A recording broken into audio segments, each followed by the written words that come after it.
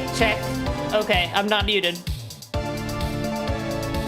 My mute button stopped working. What the heck?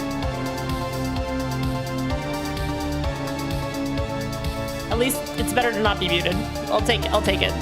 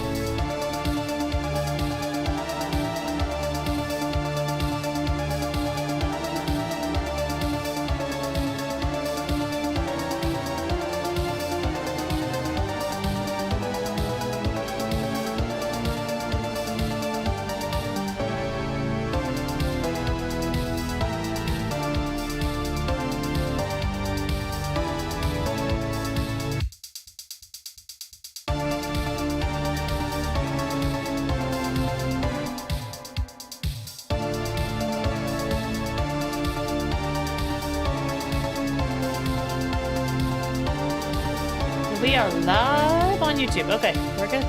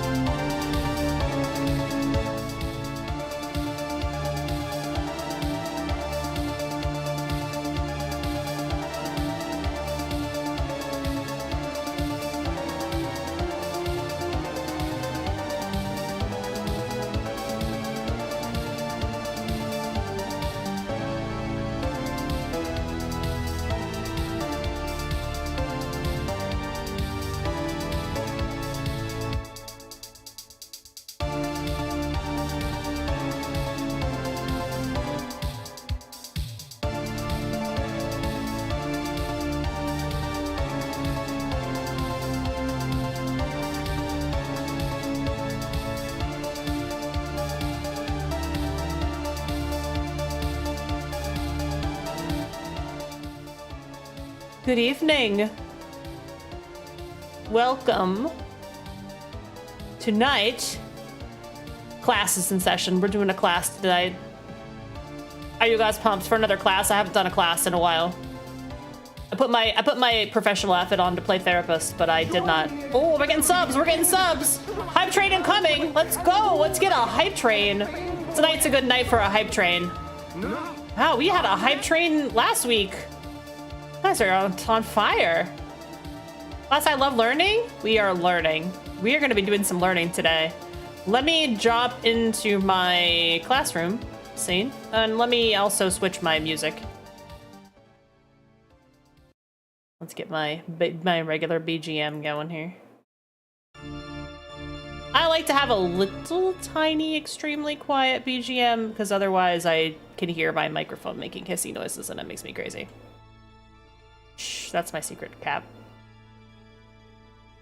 Let's go. Hello, everybody. We also have YouTube Live. I don't think anybody's dropped in yet, but when they do, that chat will be active as well. I don't have the merged chat active today because this overlay is old and it has the old chalkboard chat. So we should be live in both locations. I'll scoot over a little bit actually so that you can see the slides. And then unmute my guest. So welcome to the program. Thank you for being here today.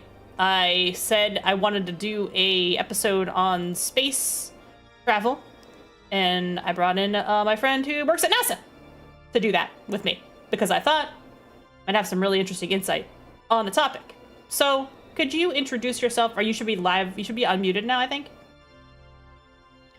Hi, I'm Just Impact. I am a technician at NASA Glenn Research Center. Welcome. Thanks for being here on the show. I know, crazy coincidence. But if anybody happens to be watching this on YouTube later, I gotta say that I'm very privileged because I've met a lot of cool people in my life who know a lot of cool things and are very smart. So yes, Just Impact Lore Drop. Just Impact actually is a technician at the NASA Research Center. And today we're here to talk about space. I have put on this particular slide. We're not really doing slides. We're actually just going to talk about the scientific papers. And we're going to talk until we run out of stuff to talk about, I believe, is the plan, right? Which is we've done before. So instead of having slides, we're just going to kind of talk about what we're going to talk about. But the reason I wanted to do the only place capitalism can't reach us, yes. Well, actually, the reason I wanted to do this is because I read a book. And by I read a book, I mean I read a book about, I actually, honestly, there's still space. Yeah, welcome. Thank you for coming by today. Can we space? Should we space? Yes. Can we space? Should we space? Can we settle space? Should we settle space? And have we really thought this through? I was curious because I'm going to go ahead and, talk about my rationale here. Elon Musk keeps saying we're going to Mars and we're going to colonize Mars. And I, as a person who knows a little science, I'm very skeptical of our ability to colonize Mars anytime within my lifetime. And I bought this book thinking this talks about the science. Will we actually be able to build a colony on Mars? And it turns out that this book is also very skeptical about the possibility of landing on Mars and getting to Mars, and we have to get to Mars so we can upgrade the next tier of materials so we can finally upgrade our gear. Yeah, like treating the world and actual science like it's a civilization game, and we just have to climb the tech tree, and if we climb the tech tree, we will eventually make a Mars colony. It's just that easy, five heads. I don't think it's just that easy. I think it's actually going to be very hard. And this book is kind of split into two parts. I'm going to talk briefly about the book, and then I'm going to let Justin Beck give the speech about the stuff that he brought today to talk about. So, the first thing this book asks is, why do we want to do this? And they kind of come up with, two major reasons. One being the kind of Elon Musk rationale of, sending humans out beyond the stars is paramount to the survival of our species in a cosmic sense. And the other one being, I don't know, it just seems like a cool thing to do because it's cool. And I don't really buy that it's necessary for the survival of our species, but I do like the idea that it's a cool thing to do because it's cool. So That's the spirit. Yeah, that's the spirit. What's your take on it? Do you think that Mars carries with it, oh my god, gift subs! Thank you so much for the gift subs! We've done it. We hit the hype train. Oh, yeah. Let's go. So what is your take on it? Do you think that there's a practical rationale for Mars? Or do you think it's just more for the hell of it? I do not think there's a practical reason for Mars. There's certainly a scientific reason for Mars. Okay. And what would the scientific reason be? It's a whole ass other planet that we already have studied a lot of stuff. We've got several cars driving around on it right now doing science. Up until a month ago, we had a helicopter flying around on it doing science for us. We could do so much more science if we didn't have to wait 12 minutes for our command to get out there and back if you thought stream lag was bad. Oh, that's a great point. So if we were just right there and we could just do the analyses ourselves, we could get so much more done. But really, it's just science that we can do on Mars, I think.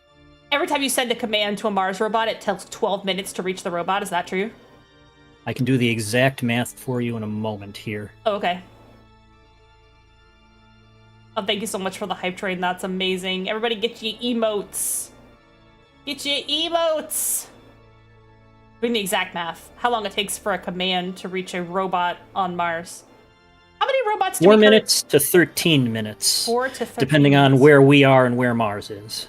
Oh, that's true, because you also have to worry Excuse about... me, 4 minutes to 24 minutes for an average of 13. Round trip 24 minutes?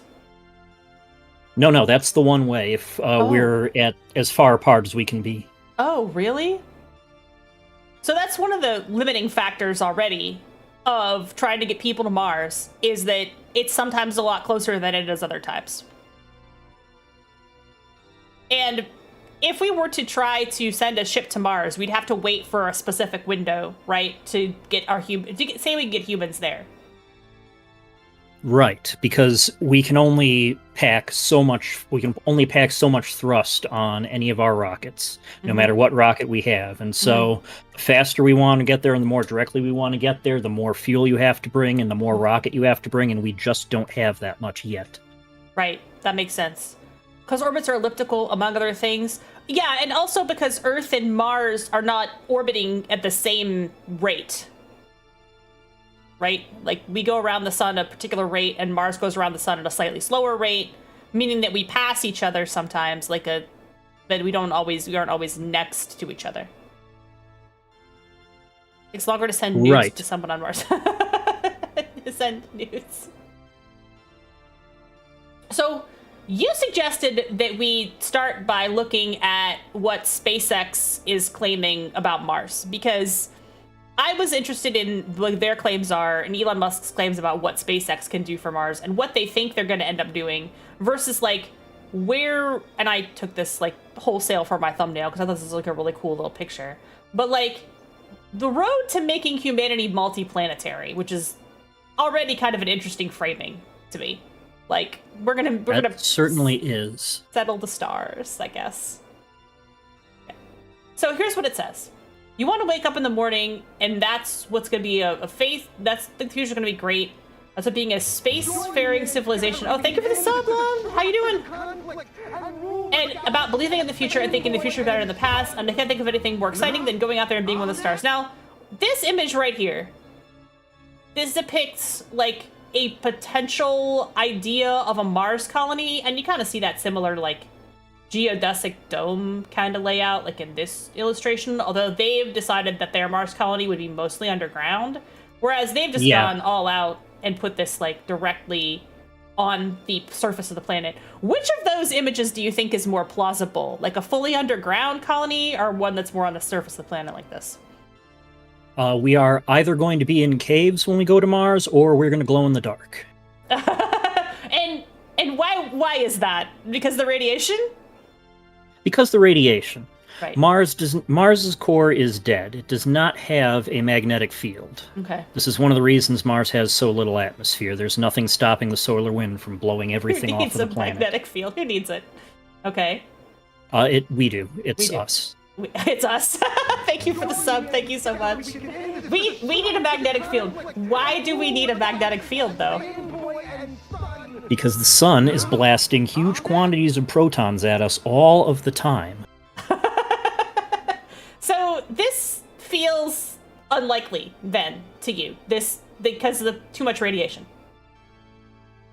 Unless all of these you could certainly have the domes up there to go out and look at the sky and stuff, which would be a very important thing to have, because you want to be able to see some kind of sky. But that's not where you would be living. Oh, okay. So we definitely would have to be living somewhere in the core of the planet if we moved there. So why Mars? At an average length... Good question. Yeah. Why Mars? Here's their argument. At an average length of 140 million miles, Mars is one of Earth's closest habitable neighbors. Mars is about half again as far as the sun from Earth. It might be a little bit hard to see this, but I'll read it out loud so you can see it. But it has decent sunlight. It is a little cold. We can warm it up. Its atmosphere is primarily CO2 with some nitrogen and argon and a few other trace elements, which means we can grow plants on Mars just by compressing the atmosphere. Gravity on Mars is just about 38% out of Earth, so you would be able to lift heavy things and bound around. Well, sure, okay, fine. But I've already got major questions about that. That's actually a good reason to do it on a planet, yes, is to have some gravity. Have some gravity. Furthermore, the day is remarkably close to that of Earth. So that's interesting. Mars's day and Earth's day are about the same length. 24 hours, Earth hours, 37 minutes. So it's a slightly longer but similar day. Imagine the jet lag. Yeah, the jet lag would go crazy. let me ask first of all about the 38% gravity. Are we going to get into that in more detail in a science paper, or can I just ask questions about 38% gravity? You can ask questions about 38% gravity. I don't think we're going to get into, like, why does it have 38% gravity? We're definitely going to get into the effects of having or not having 38% gravity. That's what I was wondering about. That's a major factor in going to space and staying in space for any length of time. Yeah, that's what I was wondering about. And what I read about in this book is we have studied the effects of low gravity on humans in space for a certain amount of time, but not certainly Years, for even. Yeah, but not certainly like for a lifetime, right? And what we certainly know is that even just being in low gravity for, say, a couple of months will mess you all up as soon as you get back in any kind of gravity well. Okay, so tell me about that. What about that? Like, it lowers your bone density, right? It lowers your bone density. It lowers your muscle tone. Think about all the work you're doing supporting your weight against 1G all day, every day, 24 hours. Right. And if you have less it weakens your heart, it weakens your lungs, it weakens all those other parts of your body that you don't even think about exercising because they're just doing their thing, because they're designed to do their thing against a certain amount of resistance. We have a paper that's going to go into that in a little bit here. Oh, great. That's really cool. I was curious about if we had more hard science about that. Now, what about this as well? It's a little cold, but we can warm it up. Its atmosphere is primarily CO2 with nitrogen and argon, which means we can grow plants just by compressing the atmosphere. That seems like a pretty big claim. How do you compress an atmosphere? The same way you compress the atmosphere on Earth, with an air compressor, actually. That one is pretty much true. Huh, that's really interesting. So you could compress the atmosphere of an entire planet, though? Or no, like you wouldn't do it on the entire space? planet. You'd do like in the pictures. You'd build a little bubble dome, and you'd keep it inflated by compressing the atmosphere inside. Oh, I see. So you basically create like a high-pressure air chamber there? It could even just be a little small one, big enough for your potato plant or whatever. I see. Oh yeah, like in the movie The Martian, he planted potatoes. How accurate was that movie? The science in that one was pretty solid. I didn't go look up the experiments on plant germination in Martian soil. I should have. It takes 6 months to get to Mars. And it has 2 moons, which we know. They're both like kind of irregularly shaped, and they're pretty small. And they're filled with demons. They're full of demons. That's correct. Doom has taught us that. And 14 orbiting satellites, which I assume they mean... Do they mean other satellites, artificial satellites. Okay, that's what I thought they said. We have 14 things in orbit around Mars right now doing science on it. Oh, neat. That's cool. That's cool. We sent all that. This is their example rocket. I put it in my thumbnail, but I think that actually is designed to break right here. This is like an engine that would break off. Sure, we can talk about this thing for a second. Yeah, what is this thing? Just for a second, real quick. So this is the full stack. On the top, you have the Starship, which is the actual orbital spacecraft, the thing we would fly out to Mars in and back, presumably. Below it is the Super Heavy booster. Okay. They've actually flown this several times now, and it even didn't blow up a couple times. Oh, yay! That's always good when they don't blow up. You see the little thing sticking out at the middle of the thing there. Okay, this thing, this at the middle of the rocket. I'm pointing at your screen as if you can see it. Okay. You mean like here? Yes, those. Okay, those are actually fins for steering the booster as it comes back in through the atmosphere, and it also catches the booster on those with a big set of pinchy things on the launch tower, and they've done that. Oh, interesting. So this can actually recouple like in midair? No. Okay. They are going to launch. So, basic talk on how a orbital rocket launcher works. Okay, yeah. We have staging because that whole rocket thing is very heavy. Right. and most of it is carrying engines and fuel tank space that you're not going to need once you get into orbit, and things are much less heavy. So Right. that whole bottom half there is just the booster. Right. All it's going to do is fly you up and throw you very, very hard, and then it's going to let you go, and the Starship is going to continue on its way up into orbit. This actually is the part while that continues, right? the booster down there flies back to the launch site to get scrubbed down, refueled, have another Starship dropped on top of it, and go again. I see. They're not quite doing that with these, but they're pretty much doing that with Falcon 9 rockets right now, and they've been doing it for so long it's boring. Oh, wow, cool. So instead of, I think in the oldest rockets, this bottom half was basically disposable. Foco-spinted. Foco-spinted. This would basically just fall into the ocean or something in the oldest rockets. They wouldn't try to reclaim this. But now you're saying this piece flies back down, and they can attach another rocket to it if necessary. Yep. Cool. That will be the plan. That's central to their plan, and that's one of the things SpaceX has proven they can do. That is very cool. That's really neat. And this is the trajectory for Mars. So we've got the launch and booster here. Oh, this is what you're explaining about the launch and it leaving the little, looks like a crayon. Look at step 1 over here, where that little crayon flies up at step 1, and then it splits apart, and the crayon comes back. Right. Okay, I see. And then the bottom comes back. Ship arrives in Earth orbit. Tankers refuel ship and return to Earth. So they refuel it. So let's talk about that step real quick. What's that step? What happens there? So the Starship that they send up the first time is going to use most of the fuel that it can store, getting itself into a nice circular orbit. And then they're going to have to fly a bunch of Starships full of just fuel up, like a dozen. They're going to fly up and refill that Starship with more fuel so it can fly out to Mars. Right, it's ketchup. Space! So we can fly out to Mars. So this here is trying to be... Oh yeah, I will it's been come to refilled. that for you. Okay. So this is refilled. It's refilled. And now it begins its journey, in theory, to Mars. So we'll assume that we'll make the big assumption that refilling thing works, because that's a complicated thing they haven't proven yet. Oh, I see.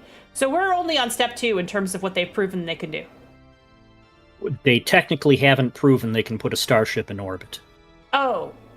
They've certainly proven they can put other things in orbit, and it's generally accepted that humanity can put a thing in orbit. We've been doing it for a little while. Right. We have a lot of satellites in orbit. How many satellites are there right now? Like hundreds, thousands? Too many. Too many. Lots of space junk. They've proven they can put one in orbit sometimes. But they can't necessarily... They haven't proven that this for sure will go into orbit. Well, they haven't put one in orbit, but they've sent one up, and it would have gone into orbit if they didn't deliberately not put it in orbit. So we'll give them that one. Okay. But then they haven't proven orbital rendezvous and fuel transfer. I see. That one they haven't figured out yet, exactly. That's the plan, though. The plan is to orbital rendezvous and transfer fuel to the rocket. Right, because they need to carry all that fuel in order to get onto their transfer orbit to Mars. And then it says, once Starship has been fully refueled, it will begin its journey from Earth orbit around the sun and onward to Mars. Now, is the sun going to be used as a gravity slingshot like in the movies, or is it just that's the path they'd have to take? That's just the path that they take. They're going to do a Hohmann transfer. It's the most energy efficient way to stretch your orbit out. You do a little bit of math beforehand on where you're starting from and where your target's going to be and how long it's going to take, and then you burn until you're in a circle, and then you go until you're opposite the point where you want to stretch your orbit out to, and you start burning over there, and it makes the other side of your orbit go out and out and out and out and out until it matches up with the thing you're trying to join up with. Okay, I can or in and in that. and in. You just do that by burning in the other direction. I can envision that. That makes sense. After all, when you're Kerbal Space Program. When you're in space, you're dealing with a lot of intricate physics calculations. If you're off by just a few degrees, you're not going to Mars today. And right now, SpaceX has been having bad problems. They have not been going to space. And then step 5, I was very skeptical about this claim. But you said this is actually pretty plausible. When Starship lands on Mars, it'll be refueled using Mars local resources of H2O and CO2. I'm gonna move you out of the way 'cause We've it's covering. already proven that this can be done. We've actually, on one of our rovers up there, is a little experiment called Moxie, which uses a solid state catalyst and a bunch of electrical power, and splits oxygen off of the CO2. So splitting oxygen off the CO2 is one half of the process you need to make more fuel for your rocket. You need oxidizer and you need fuel, and the fuel that the Starship uses is methane. So you can then take that carbon monoxide that you got out of your catalyst reactor making oxygen, and you pass it over another catalyst with some hydrogens, and you turn that into methane. And that's another thing we've proven that you can do, although they haven't done that one on Mars. They've done the actual oxygen generation on Mars with the power available on Mars, with the atmosphere available on Mars. We know that part very works. cool. Now, it says H2O as well. Do we know for sure that there is enough water on Mars to do this? We know for sure there's a huge amount of water on Mars. We don't know for sure that that water that's on Mars is going to be someplace that's accessible to us unless we land on the poles or something, which would be interesting. But the more we study things, the more likely it looks that there will be accessible water in some form. Plus, we are necessarily going to be bringing a huge amount of water with us because we need to drink water because we're humans. Right. So we'll have water with us. We'd have to. Got a good comment in the chat. These billionaires keep forgetting about the moon. It's much closer. We've been there before. Great comment. Also, why is they were going to the moon too? Yeah, they're going to the moon too. Yeah. We haven't been to the moon very much in the last, I don't know, since we went. We went a couple times, and then we were like, well, we're bored with the moon. How come they are not landing this? How come they're not talking about the moon? Why are we going straight to Mars? Because one of the things that I saw in the book that I was reading is like, we could build a colony on the moon as like a launching point to Mars because the gravity is much lower. So it would like cut down on the need to like refuel in space. But on the other hand, then you've got to build shit on the moon, which is it worth our time to do that or not? Do not want to be climbing out of a gravity well twice if you can avoid it. Yeah, that makes sense. And the moon does have gravity, and so. the reason we don't want to go build a colony on the moon is because the moon is a way harder place to build a colony on than Mars. Well, how come? Because Mars has some atmosphere, and Mars has some water that's accessible, and the moon has zero atmosphere. Oh, okay. And it has way less gravity. Yeah, it's very low gravity. What's the gravity of the moon percentage? It's a sixth or something. Okay, yeah. I was going to say it's no, like... it's much smaller than that. I was going to say it's like lower than 20% of Earth's gravity. I do wonder how we might get animals to Mars. Yeah, that's another question. 16%. 16%? Okay. I mean, we would get animals to Mars the same way we get animals to Mars. We're animals. Yeah, that's true. We are animals. And then the last thing it says is the ship performs Mars descent and direct return to Earth. So one of their other claims is that this is not a one-way trip, that we're going to send people to Mars and then we're going to be able to send people back to Earth from Mars. It'd be way easier if it was a one-way trip. Mm-hmm. We could do that right now. Yeah? But we're trying to not have it be a one-way trip, apparently. Yeah. Here's a video. Here's a video. Nice, like, sweet rendering of how it's probably going to work. You can't really see all the details that are the complicated part, but it looks cool. It does look cool. And this is the on-orbit refueling. This is just a visualization. They have never gotten this to work yet, apparently. Is what you're saying. On-orbit refueling has... I mean, we've transferred stuff from craft to craft in other vehicles before. NASA has, and I think other agencies have. The Russians, certainly. But SpaceX hasn't done it with a Starship. Okay. So we're not giving that to them for free. And Starship will enter Mars' atmosphere at 7.5 kilometers per second and decelerate aerodynamically. The vehicle's heat shield designed to withstand multiple entries. Given that the vehicle is coming into Mars' atmosphere hot, we expect to see some ablation of the heat shield. The engineering video simulates the physics. I guess we could click on the simulation, maybe. Video. Yeah, you should watch the cool simulation. All right, here's the video. So here it is entering Mars gravity.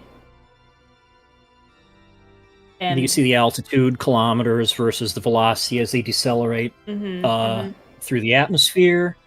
Flip around so you can get the burny end pointed down eventually. And then they're not showing the burn here, but right about this point, they're going to be they're orienting for the terminal burn. And then they're going to light the rockets here, and this is where they're actually in a powered descent. And this is the same maneuver they do when they land a rocket on Earth, which they've proven they can do. Okay. So basically this burn here is to give them like a retro rocket so that they don't just crash land into the planet. Yeah, this is actually landing the rocket. Got it. And then they're slowly gonna descend and land, in theory, with the cone side up like this. They're really pretty good at this part. Okay, so I was gonna say, like, it feels like a lot could go wrong with this, but this is the part that they've figured out. You think is pretty figured out. And then you could watch. Then you could also watch. Yes, we should definitely watch Henya sing. We should definitely watch Henya sing "Simple and Clean" after this. The landing operations there are some of the least controversial parts of this. Okay, what would you say is the most controversial part of this? That whole middle bit. That whole middle bit, the part where they refuel it and then actually get it to Mars. The part where they refuel and the part where we fly humans to Mars, and then land on Mars, and then they're useful in any way after flying to Mars. Should we move on to the first of the papers that you suggested? Because this is this is a scientific paper, and a pretty basic one. This is a international open access peer reviewed refereed journal, Designing a Crewed Spaceship Mission for Mars, written by high school students. So when this talk was pitched to me, the first thing I did was I went and fired up a Google search for some research papers on crewed missions to Mars, what would go on with that, and this is one of the ones I turned up. Interesting. Now, I'll be upfront with you, this is not a great journal. It's kind of a pay-to-play one. It has a pretty low reputation for scientific accuracy and stuff. And this paper is written by a high school student, but it's a very well written and very well cited paper, so there is nothing at all wrong with it, and provides us a nice overview of a space mission to Mars. That's cool. This is one of the first things you would look for if you had a question about some issue with science and you wanted to seriously explore this. Go find a review paper on it. Okay. And it's not too hard to find papers like this. You pretty much just look up. Google is not as good as it used to be, certainly. Maybe put -AI in your search, but use the UTM equals 14 UTM equals trick, 14. or just do the web option on there, and it just gives you web results and doesn't give you the AI block. But I did just find this by Googling. Oh, that's nice. And this paper has like an intro, blah, blah, blah, high school students' understanding. But the nice thing about this one, too, is that since it's written at a high school level, it's not, like, super dense to read. So we could always share the links with that in the YouTube, like, comments as well later, so y'all can check that out and read the papers yourself if you want. So this talks about the sustainability of life and stuff on Mars, launch, chemical launch, and then life support systems, which I think I really want to dig into a little bit. No, it's a slop channel journal. What the heck with the drama? No, it's not. It's not. Oh, you definitely want to get into the drama about the researchers, but not this poor high school student who did a really good job on this. So, first problem. Safely ferrying astronauts. They're suggesting 4 astronauts. Is that enough?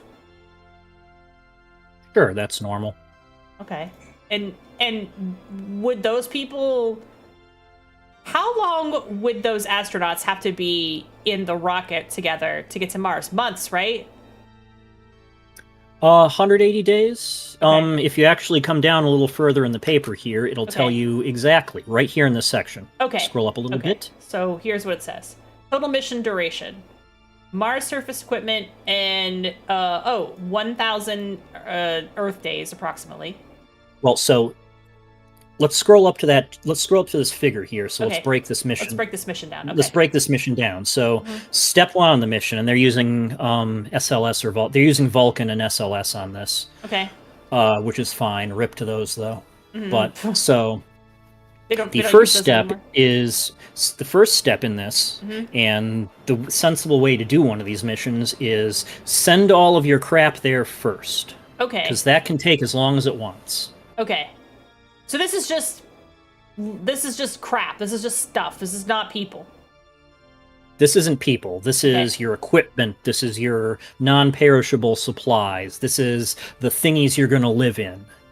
All of that stuff. They send that there. They send it to land at the landing spot. And if we're real clever, we can even have some of it start setting itself up. I see. Okay. So hypothetically, there'd be like a little lab kit and like a little semi-colony maybe that we send ahead of people.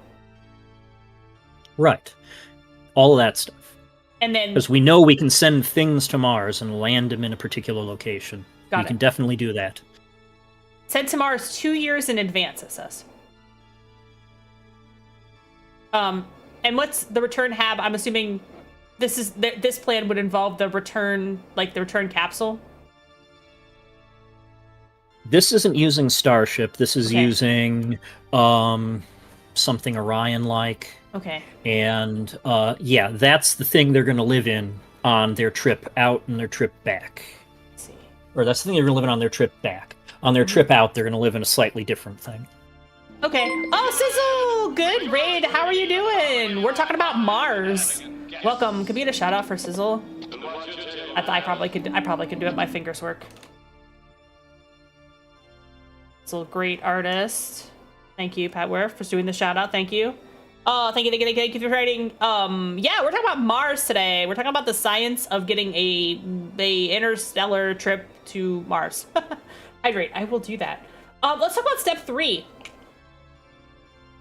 Oh yeah, if you're coming from the raid and you got a raid and run, totally understand. Get some food, enjoy your evening. About to head out to eat. Yeah, I had a very lean dinner because I'm still trying to diet. So I'm doing good though. Bean curd Szechuan, heck yeah. Get something tasty. I had chicken and salad greens, and that was it. This is a raid.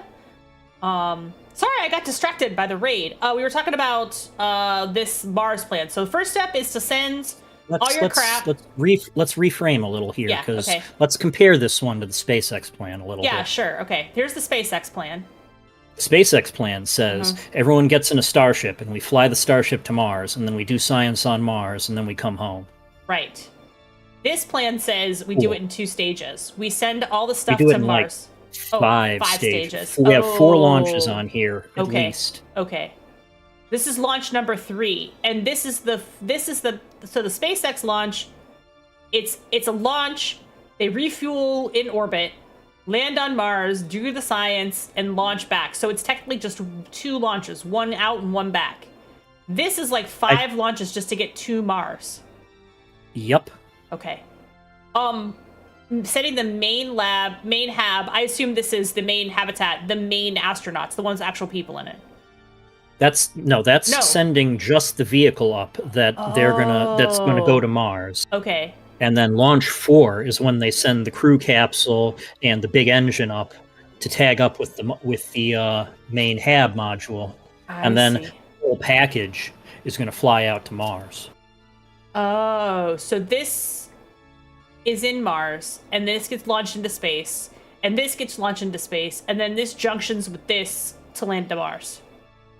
That junctions with the HAB module in orbit around Mars, and then they send a lander down to land and do the stuff, and then they send a little ascent module back up, the guy in the corner down there, to join back up with their ride home that they left in orbit, and then they fly that back home. Because we're used to having much smaller spacecraft. I see. Wow. So they're actually going to spend most of their time in space rather than on the surface of the planet in this case. Well, even in that No, case. no, no. They're Oh. spending 500 days on the surface of the planet. They're Oh, spending okay. on the next page of this. It says how long the crew are actually going to spend in transit. 1,000 Earth days, approximately. 1,068 Earth That's days. the approximately. equipment. That's the total time the equipment is going to spend Okay. off planet. And then the crew is going to spend a total of 800 some days off planet. Oh, I see. 150 Right, 800 days days. Okay. trip out. 500 some days are going to be the mission on the surface, and then 100 some days back. And the times are a little different because they're going to hit their nice windows. Right. They got a limited amount of time where they can do this and have the planets be close enough to each other. So this payload includes the astronauts' weight, their weight and food, the spaceship structure weight, plus other accessories. Communication equipment, spare parts, tools, and mission-specific items. And I assume, like, other things necessary for survival, like, you'd need, like, exercise equipment and stuff like that, right? That's other accessories in there. And note that both of these plans assume we're going to bring all the fuel there that we need to come home with. Oh, the duration for Mars and the duration for the Mars mission. So to get back off the planet and come back, you'd have to bring the fuel with you. Rather than Actually, let's see. refueling. So the first thing up there carries the fuel for the Earth to Mars journey. The second thing there carries the... Back down. Oh, back down. The second thing, I'm still pointing at the screen like you can see it I can somehow. see it. Like I can see it somehow. Yeah. I'm projecting it to you. Okay. The second thing here carries the astronauts. It carries food. It carries the fuel for the mission duration and stuff, and it carries a bunch of the spare parts. The first flight out there carries most of the extra fuel, most of the surface habitat stuff, most of the big heavy stuff that we can just leave in a pile until we get there. I see. Trying to move this. What's on the screen? Oh, there we go. You're starting to see my wallpaper. Okay. I joke that you guys are going to see my Don't Keep Bird members only wallpaper at least once during the stream if I accidentally tab out of the web browser. Other accessories weight includes communication equipment and fuel for the Mars mission. Okay. And let's talk about, this is what I'm very concerned about. Habitability. How do we survive? There's a lot to think about with keeping human beings alive for this amount of time. If we treat it like Antarctica, except we also have to pressurize it, then we're not far off. Okay. The book that I read goes into a Biosphere 2 a little bit. And Biosphere 2 wasn't a complete disaster, but it was also kind of a lowest bidder kind of project that made a lot of kind of dumb mistakes, like in terms of like what animals they selected to be part of it. And like, they also at one point did not have enough oxygen and had to have more pumped in because they forgot to account for the fact that like bricks were porous and the oxygen was leaking out through the bricks and not getting replenished inside the biosphere. Which I don't think there are mistakes that NASA would make or that SpaceX would make because they would know whether something was airtight or not. But all weird little things to consider when you're thinking about a human habitat, right? Right. Now, keep in mind that we've had people on the International Space Station for ages, so it might seem like these are solved problems, but we get into one of the other big problems with going all the way to Mars is that you can't avoid that 3-month turnaround time.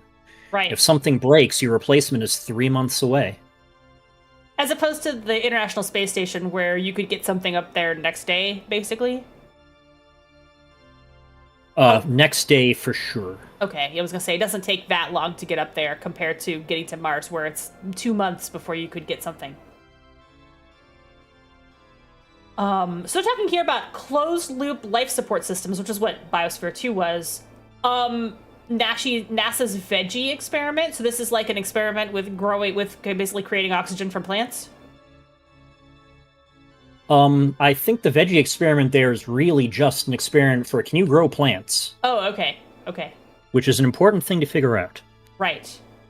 So Now, closed loop life support stuff we've pretty well figured out. Oh, okay. A little more about myself. Prior to NASA, my background was in the nuclear submarine fleet, so I have some experience with closed loop life support systems.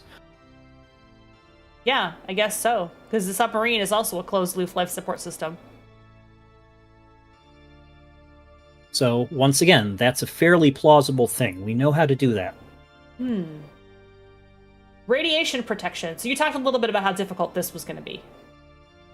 We look at And this. it's not just the radiation protection while you're on the surface of Mars, it's the radiation protection while you're in transit. I have a paper a little bit later which will talk about which will give you the actual numbers on that one, and I can give you some numbers to compare it to, but they give you some good scaling in there in that one as well. But yeah, once we push through this, we can move on to that one, because that paper is going to cover a lot of the details of that step 3 in there that's going to be the real problem, step 4 in there that's going to be the real problem. Right. So should we talk about this diagram? These are all things to consider, right? Life support, environmental, fire safety. Oh yeah, what if something catches fire? Psychology, or physiology. I guess it says physiology, but like, it does say psychology there as well. Like, are these people gonna go cabin fever when they're in this place for 2 months? And that's pretty well documented that astronauts are pretty mentally resilient people. They train for that, so that maybe won't be the biggest concern. I've been underwater for 9 months at a time. You can do it. It sucks. And then I mentioned this earlier, but counter systems, exercise systems, you need to have some way to keep your physical fitness up when you're in zero gravity or low gravity. You'll need to have some way to keep your physical fitness up when you're in zero gravity, and once you're in any gravity, it becomes much better. Would they be at zero gravity for returning months? to even 1/3 gravity from zero gravity for 3 months will be a struggle. Oh, yeah, that's a good point. Because you're at that point you've been floating for 3 months, and now you suddenly have pressure exerted on you again, basically. Some of you may be unfortunate enough to have been bedridden for a week or two even, and know how hard it was to even get around after a week of just laying down in gravity. It'd be a lot worse after 2 months of no gravity. Then we have radiation, which we're going to talk about in another paper, medical diagnostic, food, and nutrition. They'd have to prepackage a lot of astronaut food. Now, what we commonly get in museums is like astronaut food isn't really astronaut food, but it's sort of like MREs, right? And there's a lot of stuff in tubes. There's some stuff in tubes. There's some stuff that's just regular food. Fair amount of regular food stuff is can be eaten in 0G if you put it in a bag. And they use tortillas instead of bread because less crumbs. Yep. That won't be a problem that won't be a problem in a gravity well, because things will fall out of the air. Yeah. And here they're talking about using the ISS and continue test beds on commercial platforms and fuse technologies, and then eventually Mars surface. I don't know. This is a cool picture, but I don't know if it has any more. I guess the biggest thing is, like, what testing are we currently performing that could lead us down this pipeline? The veggie experiment up there on hydroponics and 0G, just the ISS itself as a continuing experiment in human presence in microgravity, and supporting human life in relatively deep space. All of that research goes directly into you're going to be dealing with the same problems, just slightly more so. What about aeroponics? What about what is aeroponics kind of need gravity. Oh, okay. What is aeroponics? Is that like growing plants without any soil? That's like hydroponics, except even more so. Yeah. Oh, okay, got it. I'm familiar. You know, the first time I learned about hydroponics was like from Disney World, because they have that one exhibit where they show all the hydroponic herbs growing in the wall, and then they're really cool. The hydroponic gardens that have the herbal gardens, but I mean that seems pretty comprehensible to me. Like, this isn't too confusing. I get it. We can grow stuff without soil. This one down, that middle poster there is kind of sci-fi type stuff. This one, all that stuff. No, the one above there. Yeah. The stuff they're talking about in there is more for, like, let's get people on Mars by 2050. By 2050, yeah. That's the time scale they're thinking on for this, and that's kind of realistic. So 2050 is realistic. What has SpaceX claimed? They claimed like 2028. SpaceX claimed 2024. Oh, well, they missed that deadline. No, they're totally going to do it, guys. Oh, okay. I'll check out on yesterday and see. But now they're saying 2028 though, right? I mean, I don't remember exactly what they're saying, but you think 2050 is way more plausible for getting humans on Mars? Yeah. Okay. I don't think 2028 is going to... I mean, 2028 could happen if humanity dropped everything and we became a 4X game and just decided to bum rush space exploration. But isn't that how it works? Isn't it just a tech tree? They have a secret Mars base they can't tell us about. Isn't it just a tech tree? God, I wish. Yeah, no, we can't sift. Yeah, we're just gonna learn. We're just gonna everything in humanity drop. F-Zero Racer, you shut your mouth. Stop having wars and other things, because we're all gonna go to Mars now. All of humanity is going to work toward this. It doesn't seem like a politically likely for that to happen, does it? I mean, if we were all going to get together and work towards something, it'd probably be something like that. Mm-hmm. In resource utilization technologies to process local resources on Mars, such as water, ice for drinking, water, and oxygen production. I have a paper on this one here. Yeah, that's another thing that we have a paper on. That's the third paper. The third paper we're going to look at today. So yeah, we'll talk about that in more detail on a future slide. Let's look at the life support right here. systems. Here's Yes. your life support system. Mm-hmm, and this is pretty much the same one we have. This is close to the same one you would have on a submarine. This is the exact same one they have on the ISS. This is just...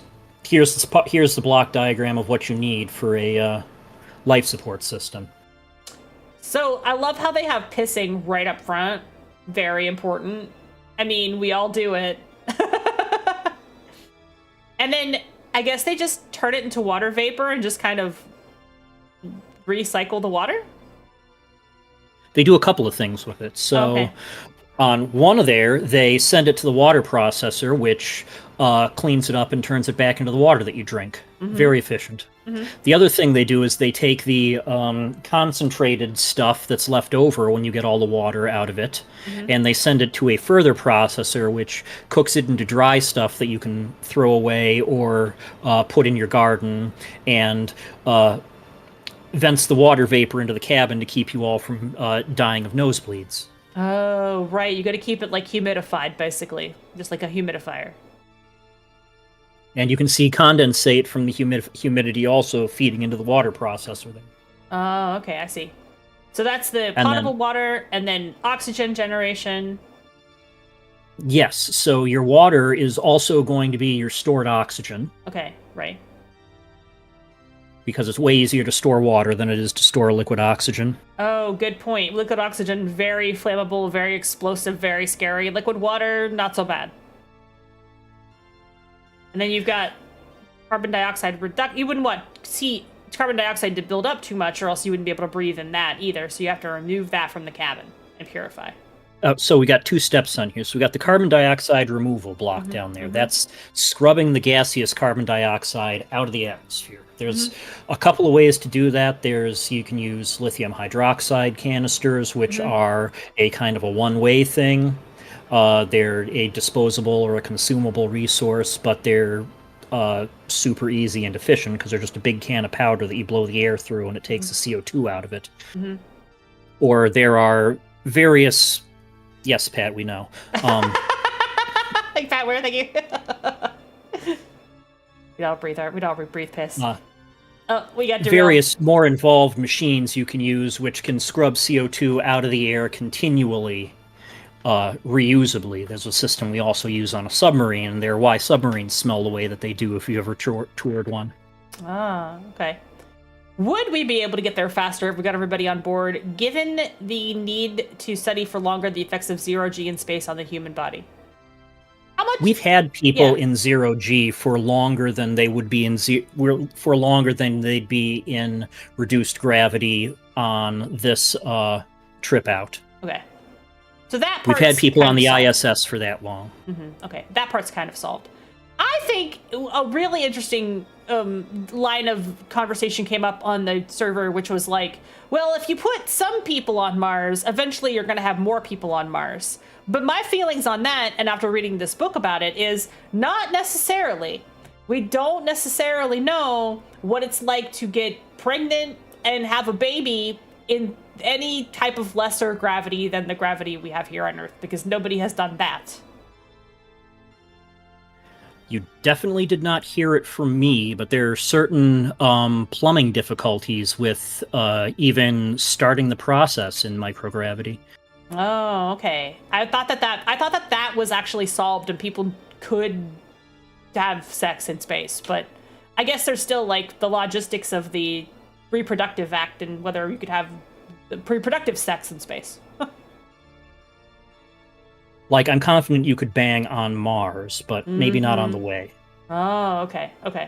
That's fair. A blood rush to the nithers. Well, yeah, you need your blood to do other stuff when you're in space, right? And then that kind of handles this is just for air and water. You have to think about all these things. This isn't even taking the gravity into account. Or radiation. There's nothing you can do about gravity. No. What about artificial gravity? I mean, like, there are things you can do about gravity. If you read, like, firm science fiction stuff, then a lot of times what they will do is they will just stay under acceleration. Right. The whole time. Right. But we don't have an engine that can do that. Okay. Because the idea of, like, for example, having, like, basically a centrifuge that spins you around. You can talk about spinning to win, too, but there Yeah. are problems with that. What are the problems with that? Just having the fuel to do it the whole time? It doesn't cost fuel or anything once you're spinning. Mm-hmm. We just don't know necessarily if it'll work. You don't get gravity Right. from that. Right, that's You true. get centrifugal force and Coriolis forces, and there's a nice Tom Scott video where he visits a facility where they're testing that stuff, so you can see exactly how much it would suck. It would suck. Or, have you ever gone to the fair and stood up on the Gravitron? Oh, yeah. Right. So it would be Do like that for 2 months. Yeah, it would be like that for 2 whole months. Oh, yeah, I think I would get... And it's not going to be much bigger than that either. I rode the Mission to Mars thing at Disney World. Speaking of, I said Disney World before, but they have the thing that does that. It's a centrifuge that spins you around, and they have 2 versions. They have like the hardcore version for if you want to do the centrifuge, and then they have the baby version that doesn't spin you. And let me say, I did the real version. I was very dizzy when I got off of that ride, so I can only imagine that it would not be a good replication for gravity feeling. We need something so large as to be entirely science fiction in order to make decent gravity by spinning that way. Mm-hmm. We could make a little cabin on the end of a very long pole with a counterweight and just spin that and pretend we had a larger radius. Wow. But that has its own problems. Spinning around like a spinning hammer in space. So this is their plan for the reference architecture. This is the pre-deployed NASA ship here. This is the pre-deployed ascent vehicle. And then this is the crew that comes after all the rest of that stuff comes. Yeah, all of that stuff landed here, and that big pointy thing up there is the transit vehicle. It looks like they went with the nuclear thermal rocket for it. Okay. A spaceship will be capable of launching from the Martian surface. An emergency escape pod is all provided in case of emergency. Propulsion systems capable of lifting off from Mars' surface. And navigation guidance return trajectory. So both of these missions assume a return mission. We're not sending people on to Mars to die. We're sending people to Mars, and then we're coming up with a plan for them to get back from Mars. Right. We don't really have to worry about the process of sending things on Mars to be on Mars forever. We can do that really easily. And it could be a person. It'd be way easier. Mm-hmm. But then they would never be able to come back. So these plans all have to account for the return journey. Is there anything else on this paper we should go over? Or should we move on to the second one? This one is a little thumbnail sketch of the in situ replenishment thing that I was talking about. Oh, okay. So okay. The leftmost, in segment B there, the O2 only strategy. This is the thing we've actually tested on Mars and done it.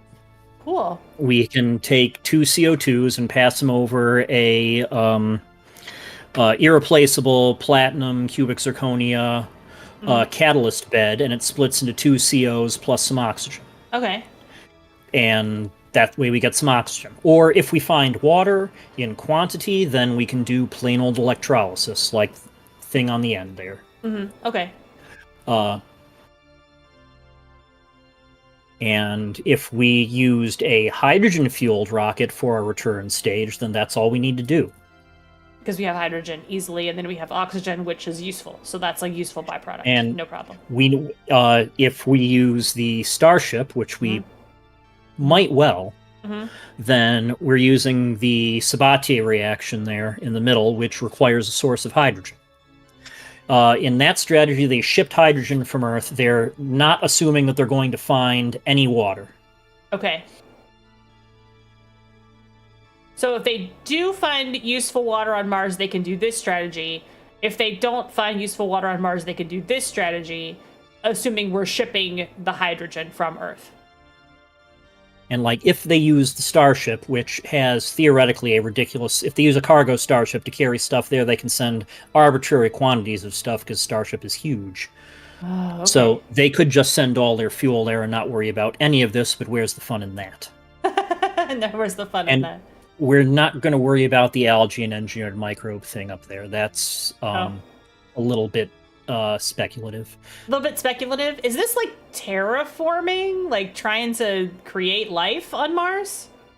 No. This is just a bioreactor that takes water, CO2, and sunlight and gives us oxygen and glucose. And we feed the glucose to some other microbes, and the other microbes make this 2,3-butane diol, which we use as our rocket fuel. Oh. So the challenge here is these engineered microbes. This is kind of a this step missing kind of thing. I haven't looked at the paper, but it is cited on here, so we could certainly go look at one could certainly go look that process up in more detail. They may have actually done that one. Oh, okay. Like they're probably saying, well, we've got an engineered microbe that can make 2,3-butane diol. Oh, okay. So that's theoretically possible, but these chemical strategies seem like a little bit more likely. And also, thanks for waiting out the ad break, guys. I know we did have an ad break, so thank you for sticking with us. We were just talking about this diagram. You can always catch the VOD if you somehow missed it. My bigger problem, although it's a stupid problem for me to have at this point here, is that I don't want to be bringing algae and engineered microbes to Mars. Yeah. Except that I'm bringing people to Mars, and we're filled with algae and engineered microbes. That's true. That's true. But it's just everything is like another variable. Where are the aliens at? We haven't found any. We haven't found any aliens. That we know of. That we know of. Doesn't necessarily mean there aren't any. Here's the nuclear thermal rocket. It's a really neat concept. We don't actually have to invoke this in order to go to Mars. We can go to Mars with plain old chemical torches. Okay. Yeah, the stuff we have now in terms of chemistry, we don't actually need an atomic rocket to get to Mars. And this is the proposed habitat. Let's take a look at this thing. Mars habitat designed by Space Exploration Architecture Team. And this is a real design that they found. Presumably, they have a citation to it. It's got an airlock, medical, food prep, hygiene, crew quarters. They've got this little... This assumes, I think this would be on the surface. Okay, this I think is... I don't know what this is. This is crazy. It's like a... This is pure fantasy. Yeah, pure fantasy. Like this little wagon. I love the covered wagon. Yeah, the covered wagon is crazy. It's like they're on the Oregon Trail. It does look cool, but... This is like some AU. Yeah, definitely. Definitely AU stuff. AU. What am I looking at here? This is another diagram of the mission, I guess. This is another diagram of a mission from this is another mission profile straight from NASA. Uh-huh. Oh, okay. And it's showing the potential, again, of like 500 someday on Mars, and then the crew heading 180 days back to Earth, and then they would eventually return to Earth from there, in theory. Yeah, direct return path. And how long total would this take to do? Not, I mean, it says 540 days, but I mean, if we were to start preparing to do this right now, would we be able to do this? Or is this more of a 2050 thing? This plan here looks like a 2030 thing, just based on how long it's going to take to build the rockets. Yeah, because we haven't built any of this yet.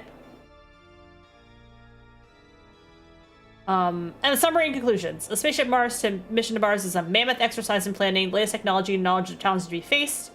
In these regards, the proposed design should integrate advanced technologies with meticulous planning to provide a feasible blueprint of successful Mars exploration and colonization. And now check this big list of citations down the bottom. Yeah, here. Absolutely. Let's take a look. We got a ton of citations here. So trajectory. This is what really makes this particular paper useful, and what makes review papers so useful in general is someone else has gone out there and found all these sources for you. And if you want to know more about some particular thing they talked up in there, well, they put a little number to it, and you can just come down here and find it. And it's possible you'll even have access to it. Oh, cool. Yeah, here's talking about the veggie stuff right here. Open agriculture, et cetera, radiation engineering or shielding materials. If anybody out there is somebody who just asks ChatGPT, don't do that, because ChatGPT just makes this shit up. You've got to find an actual paper with real citations, because ChatGPT likes to just type a thing that looks like a citation without actually referencing a real article. So citations are critical. They're your friends. Always look those up, right? Definitely don't do that in your legal filing and get sanctioned to hell. Someday I'm gonna do a different educational talk on here about how transformer architecture works. That is to say, how ChatGPT works. Of course, you also know how transformer architecture and ChatGPT works. But yeah, I know a lot about it. It's basically... I would not be able to remain family-friendly for that one. No, it's not a family-friendly topic to discuss, but it's basically spicy autocomplete, guys. It's autocomplete with a little extra spice. It just guesses what word's gonna come next. Guess what letter comes next. That's the only thing it ever does, and that's what it will always do. That's all it does. It guesses what words comes next. It doesn't know letters, actually, because they train the transformer on what they train the transformer on is just the words and punctuation. Those are all considered the tokens. We don't actually know what it knows. It knows tokens. It knows tokens, right? It's all it knows. So even when you ask it, like, what does your training data say? It'll just say whatever it thinks you want to hear. It just says some gibberish. It doesn't know. It doesn't know its own training data. It doesn't know anything. So when it cites a source, it just makes something that looks like a plausible citation because it's seen what a citation looks like. But it doesn't know that source is a real source because most of the time it's not. But a real scientific paper cites real scientific sources. So this is really useful. If it doesn't, they get yelled at. Right. If it doesn't, somebody goes, that's not a real paper. I looked it up. So these are all real papers that you can look up. So if you wanted to learn more about any of these topics in more detail, you can look that up. And a good science book will also cite all of the sources that it used. Even if they did original research, like interviewing people or whatever, they'll cite that. Right. So we can move to the Frontiers in Physiology paper. Okay, this one. Long-term space physics. Is this one? Is this the one? Oh yeah, Frontiers in This Physiology. is the one. Okay, got it. And this is an open access paper Okay, great. published in PubMed, so you can read this for free. Just Google it. That's what I did. Okay, awesome. And this is another review paper. This is a review paper by more serious. I'm not going to say more serious researchers. That student was a very serious researcher. Right. But slightly older researchers who, in some cases, have credentials. They're more credentialed researchers. Let's put it that way. More credentialed than high school student. And this is about long-term space missions' effect on the human organism. I'm fascinated by this. What happens to your body in space? That's right.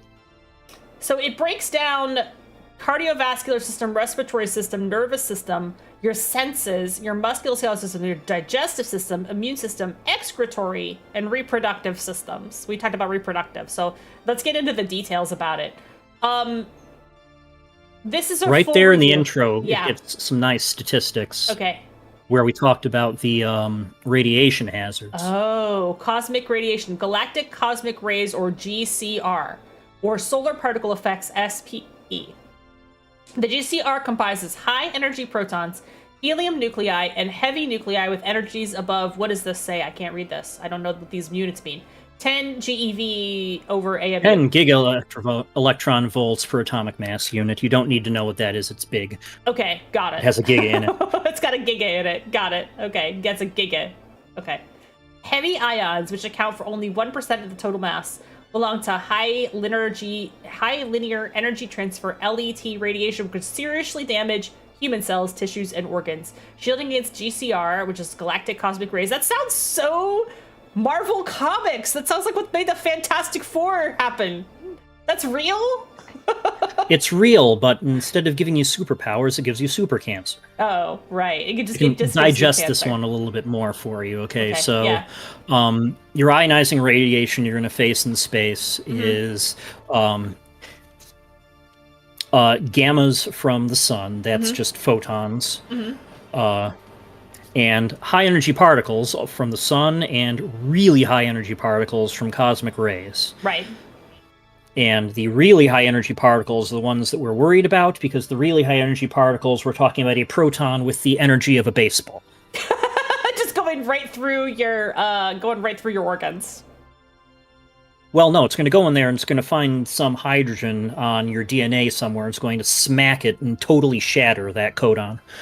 What? That precisely?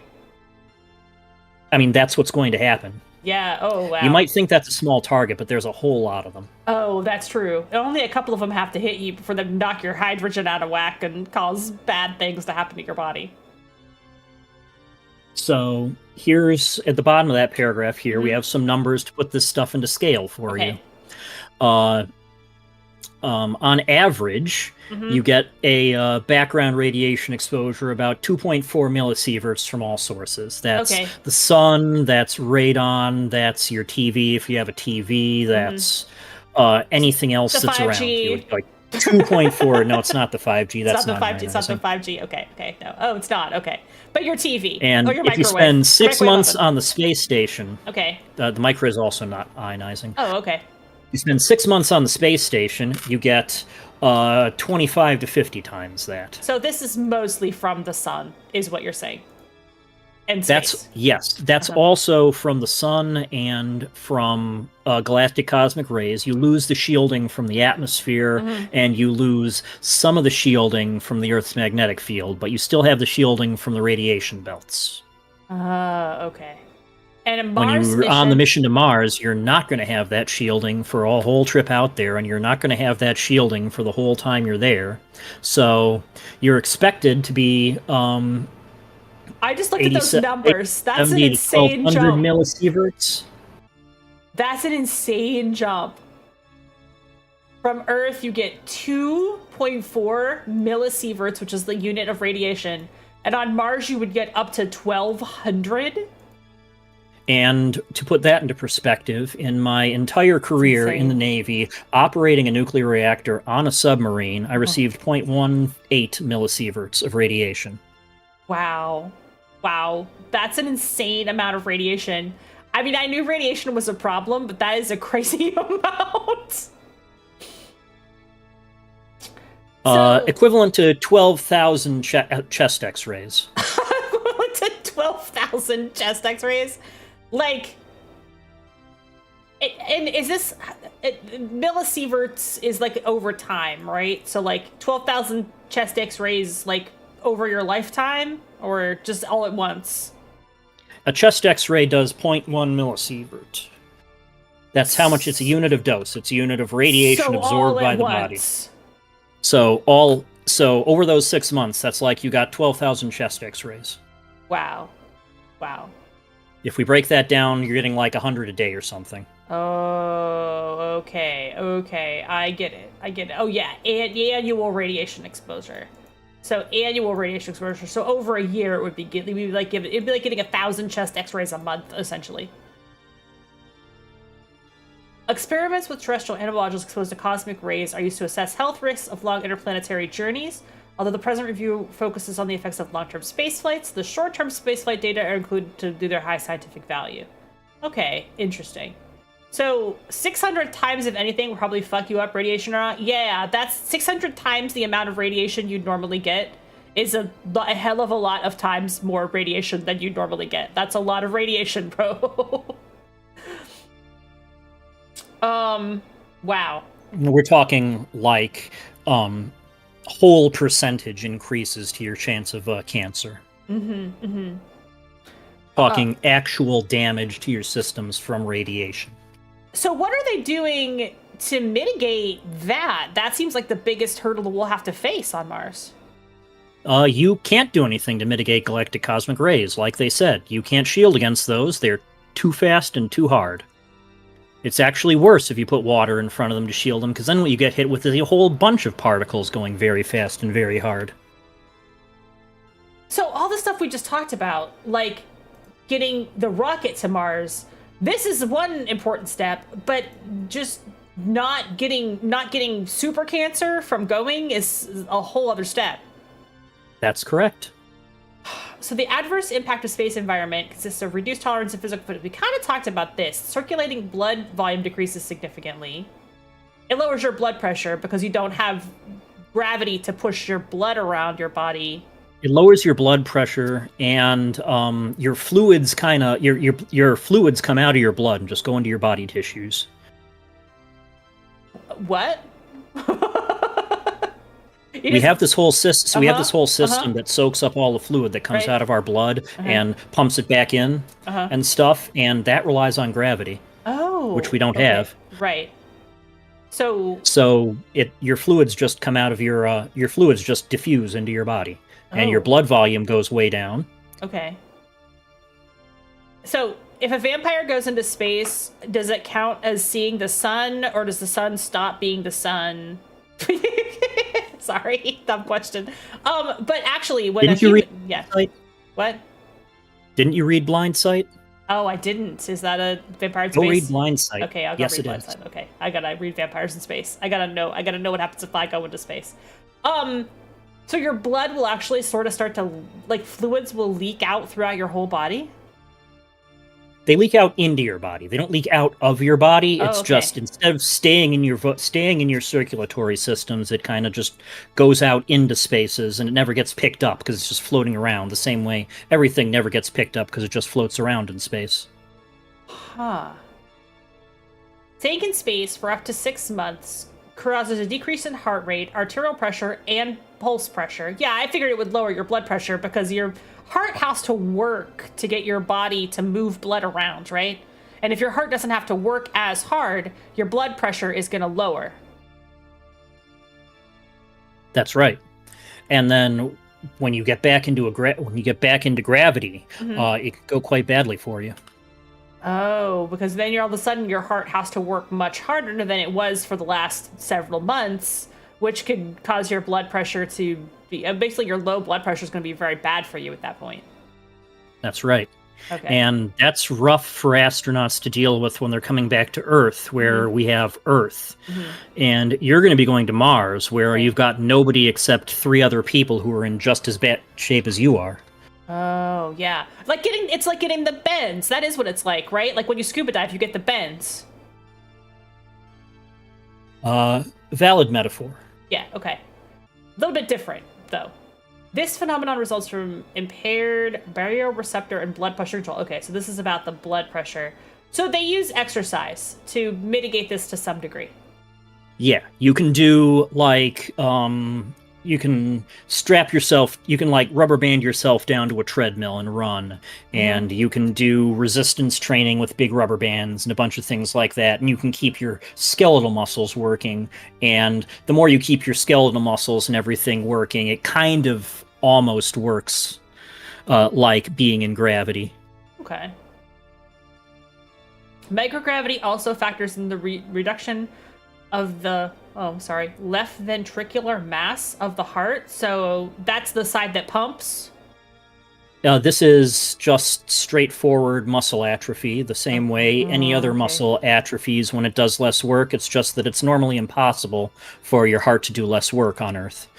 Oh, okay. But in microgravity or we found lower a way. gravity, then it does less work and the muscle atrophies because it's not working as hard, just like you said, like being bedridden.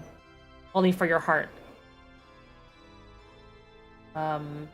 Volunteers lying down for a long time have shown that the lying head down?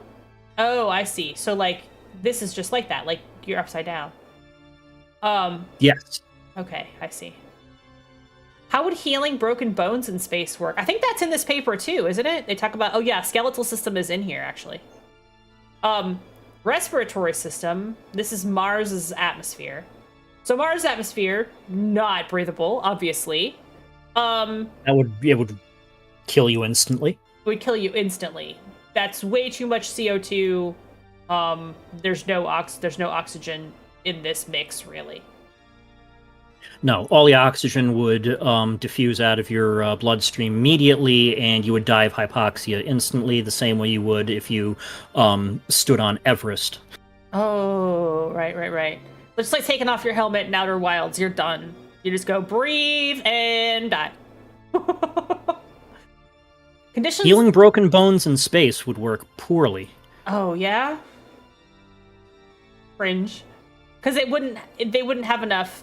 Oh yeah, not enough nitrogen. Yeah, the nitrogen is too low as well. This is all CO2. That doesn't matter a whole lot. It's going to be really painful to breathe 95% CO2, but remember the main issue with this is that it's at 6 millibar. And what does that mean? Just low pressure? Really low pressure? No? Yeah, so it's at 6.3 millibar, where Earth atmospheric pressure is 1,000. Holy shit, that's super low. I thought it was like a sixth, not like a point 06. That's crazy. So no, it's basically a vacuum. So there's almost no air pressure at all. So we would definitely have to pressurize any of our equipment, like you said, like the pressurized dome for the plants. Yes. You would need a pressure suit, and you would need you'd need a full spacesuit to be on Mars at the moment, and we're not going to address terraforming. We're not going to address terraforming at all. Because terraforming is, as far as we can do now, completely out of reach of any modern science. Think about how possible they think it would be just to modify the CO2 content of the Earth's atmosphere. Right. And then think about trying to do that on Mars instead. Yeah, because I've seen some pictures from SpaceX of, like, this is what Mars would look like if it had an Earth-like atmosphere and was terraformed. And, like, that's nice science fiction, but we can't fix our planet.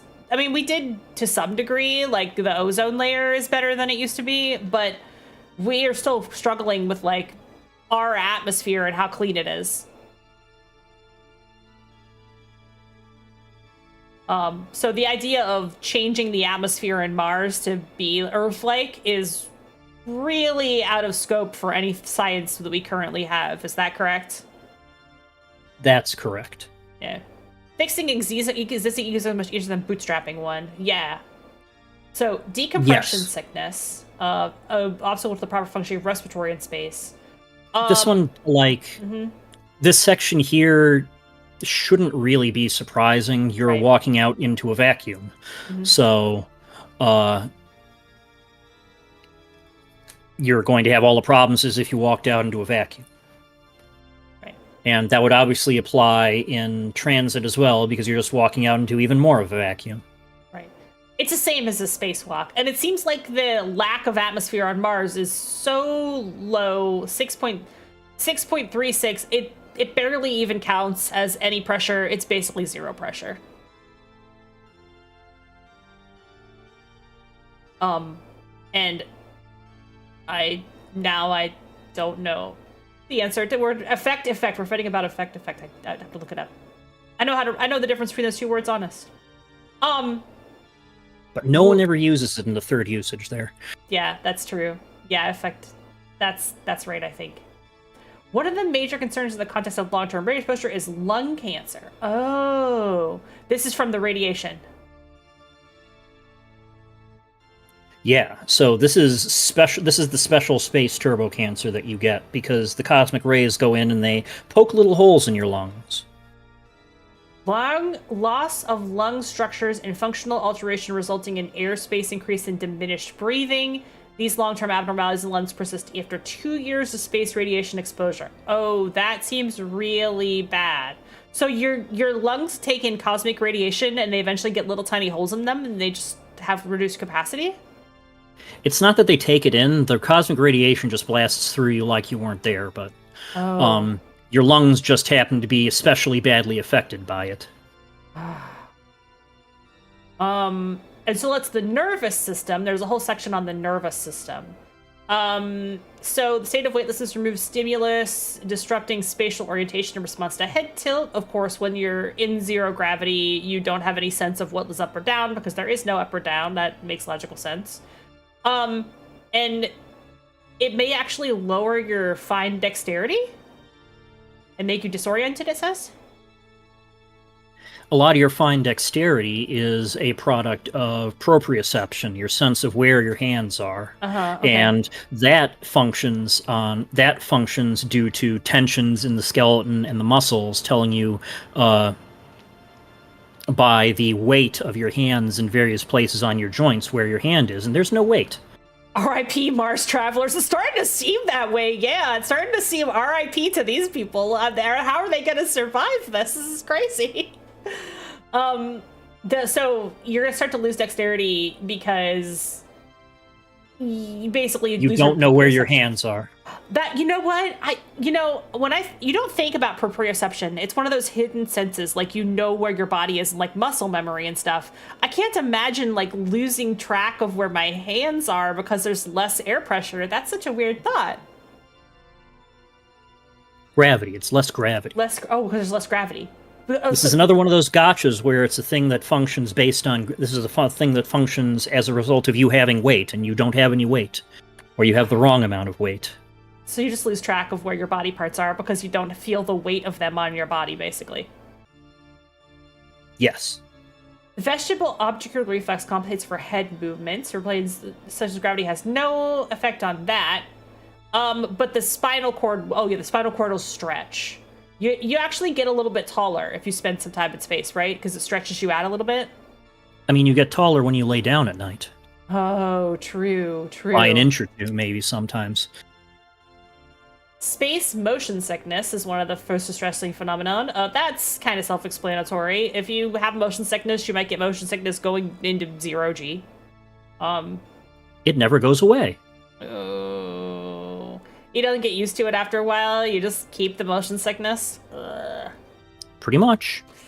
Space flight associate. Now, of course, any astronauts going to Mars, they would not find people that are susceptible to this kind of motion sickness, because some people are more susceptible to motion sickness than others. Well, they'll try, but... Oh, but it depends on genetic predisposition and individual difference of flight participants. They'll try. Yeah, that's true. Space-associated neuroocular syndrome. SANS. What is this? So in 0G, the shape of your eyeballs change. What? That's crazy. They like stretch? They stretch radially, so they get like flattened, Oh, they flatten. squished front to back. Huh. Because they're used to being held down a little bit, so Right. they're built to keep the exact shape they need, very precise exact shape they need to be in under gravity. Right. And something you may have something you may notice also if you've been laid out for a very long period of time is that your vision changes because your eyes were in a different position for a long time and they got squished into a different shape. Wow. So your eyes are going to get squished in space, which means, I mean, the whole reason that you need like glasses and contacts, I have my glasses on right now, is because your eyes are not precisely round and they they change a little bit over time as you age and stuff. So I guess in space that just speeds up. Well, it happens pretty much instantly just because the weight comes off of your eyes and they change shape very quickly. Oh, wow. So you need special. You need to have different glasses prescription if you go into space. You need different glasses prescription if you go into space. If you can get glasses that work for you while you're in space, you're gonna have nasty eye strain for a little while you get used to it, like you just got new glasses. Mm-hmm. Huh. And your eyes are going to be stressed out a lot more because your visual senses are going to be the only thing you have for reference. Oh, because you don't have your proprioception, and it's also harder to see like how far away or close things are because there's no point of reference. Well, if you're inside of a room, you have the same points of reference you have to anything else. Right. But I imagine if you were on the surface of Mars, you'd have no idea how far anything is because there's literally no landmarks whatsoever. It's like when you go to Vegas and you think, oh, that's just 1 block away, and then you're walking for like 2 hours and you're not getting any closer to it because just the atmosphere is too clear. Due to the redistribution of body fluids. Oh, does it also affect your brain size? Yup. Wow. It deforms your pituitary gland, your thalamus, and your lateral ventricle. And that's all just because there's no gravity. Yeah, your brain just squishes around. Oh, okay. That sounds uncomfortable and unpleasant. And one of the places that all that fluid that was in your blood goes is into your spine. Oh, and that's the protein accumulation you were talking about. So it soaks out of your blood. Well, it's not that, but it's the increased CSF volume. Oh, okay. Cerebral spinal fluid. Oh, okay. And then Jericho, it's a top to bottom unsquish that results in a front to back squish. Oh, okay. A top to bottom unsquish.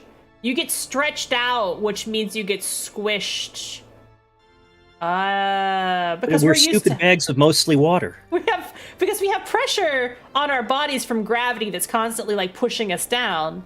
And in zero gravity you don't have that, so you're getting unsquished top to bottom, which means you're getting squished side to side as your body stretches, like being on the rack almost. Like if you were on like a medieval torture stretching rack and they're stretching you, all of that tissue has to go somewhere, so it squishes in, basically. It would improve the eyesight of nearsighted people a little. I think so, yeah, but it would just be different. It would change your eyeball shape, I guess.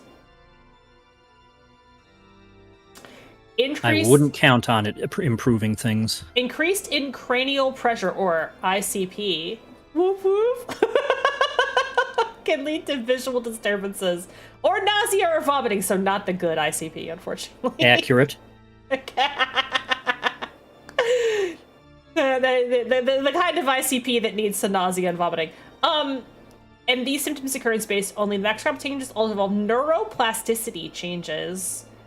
So this is just changes to your brain. As your brain changes space and size, shape and size, it might also change functionality because it's your brain and it works on electrochemical signals.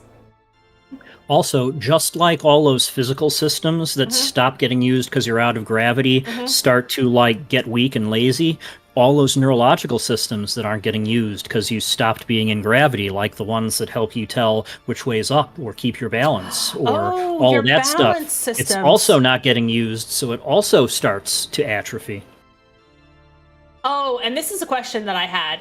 Astronauts in future space shortage, especially from sensitive boosters as children or pregnant women, are at a higher risk of developing brain tumors. Yeah, see, that seems likely and bad. Well, that's a kind of unsurprising thing Yeah. in here is that those groups are always at higher risk from radiation because their cells are dividing faster.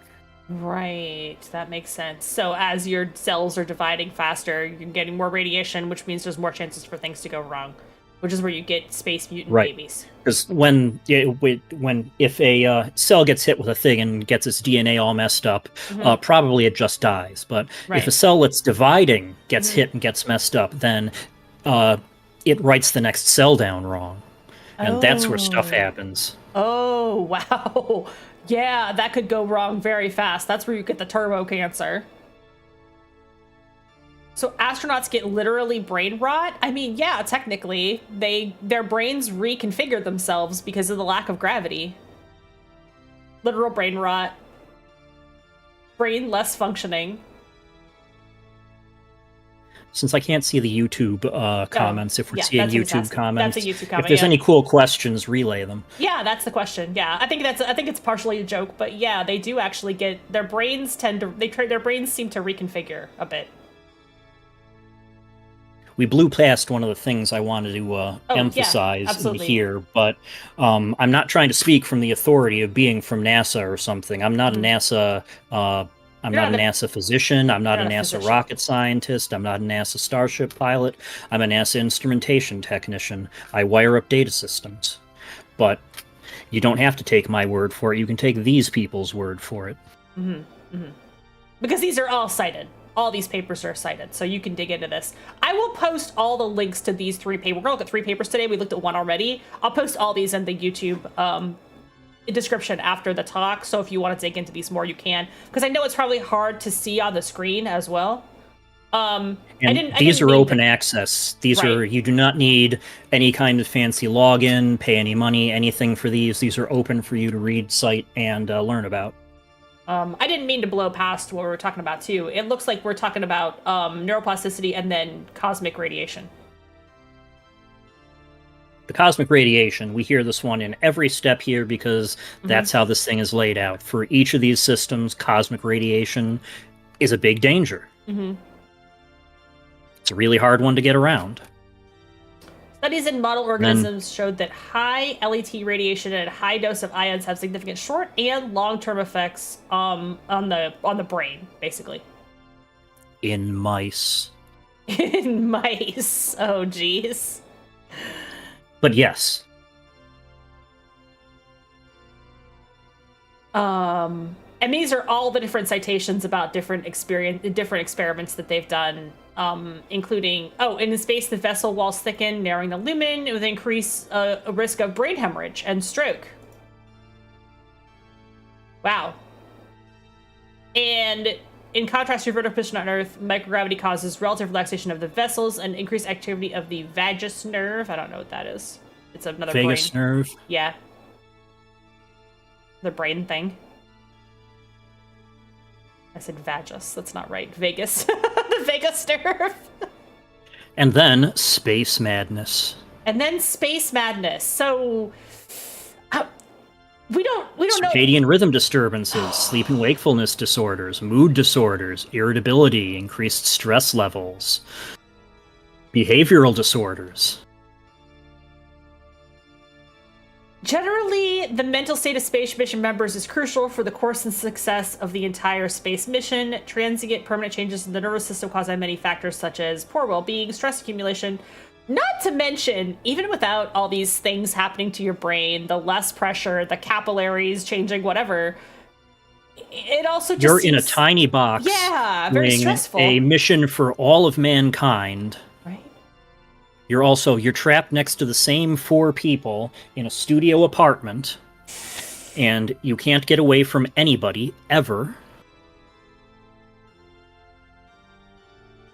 Which is why they screen very emotionally stable people to begin with to do these missions, right? They got to be sure these people are at least resilient in their mental fortitude in order to get all the way to even the space station and back. Oh, they spend literally years of their training is just training on how not to kill those other 4 assholes. So, as isolation, one of the big 5 hazards in space, is an important cause of psychosexual, well, that's probably a thing too, but psychosocial disorders. It affects not only the mental health of the astronauts, but also interpersonal relationships among the space mission crew. So that is an important factor. If you're sending people to Mars, and they're going to be there for 500 days, Well, they're not just going to be there for 500 days. They're Right. going to be out there in space they're going to be out there in a box with these other 4 people for 4 years. Hi, if somebody on YouTube is asking, just got here, who's the guest? Do you want to reintroduce yourself to the folks that may have come in late? I'll reintroduce myself. I'm Just Impact. I'm an instrumentation technician at NASA Glenn Research Center. Thank you. Thank you for joining us today. Yeah, Just Impact hangs out on the Discord with us. You know, I have a really fun group of friends, and I said, I want to talk about space travel. Please come on and tell us some of the science of space travel. Instrumentation technicians. It's not quite true that they have to send new laptops every few months because radiation destroys them. It's not that it destroys computing stuff, but it makes computing stuff malfunction. Very cool. Yeah, it's super cool. And I like I said, I read a single book about Mars travel, and I got so curious, because this book is super skeptical.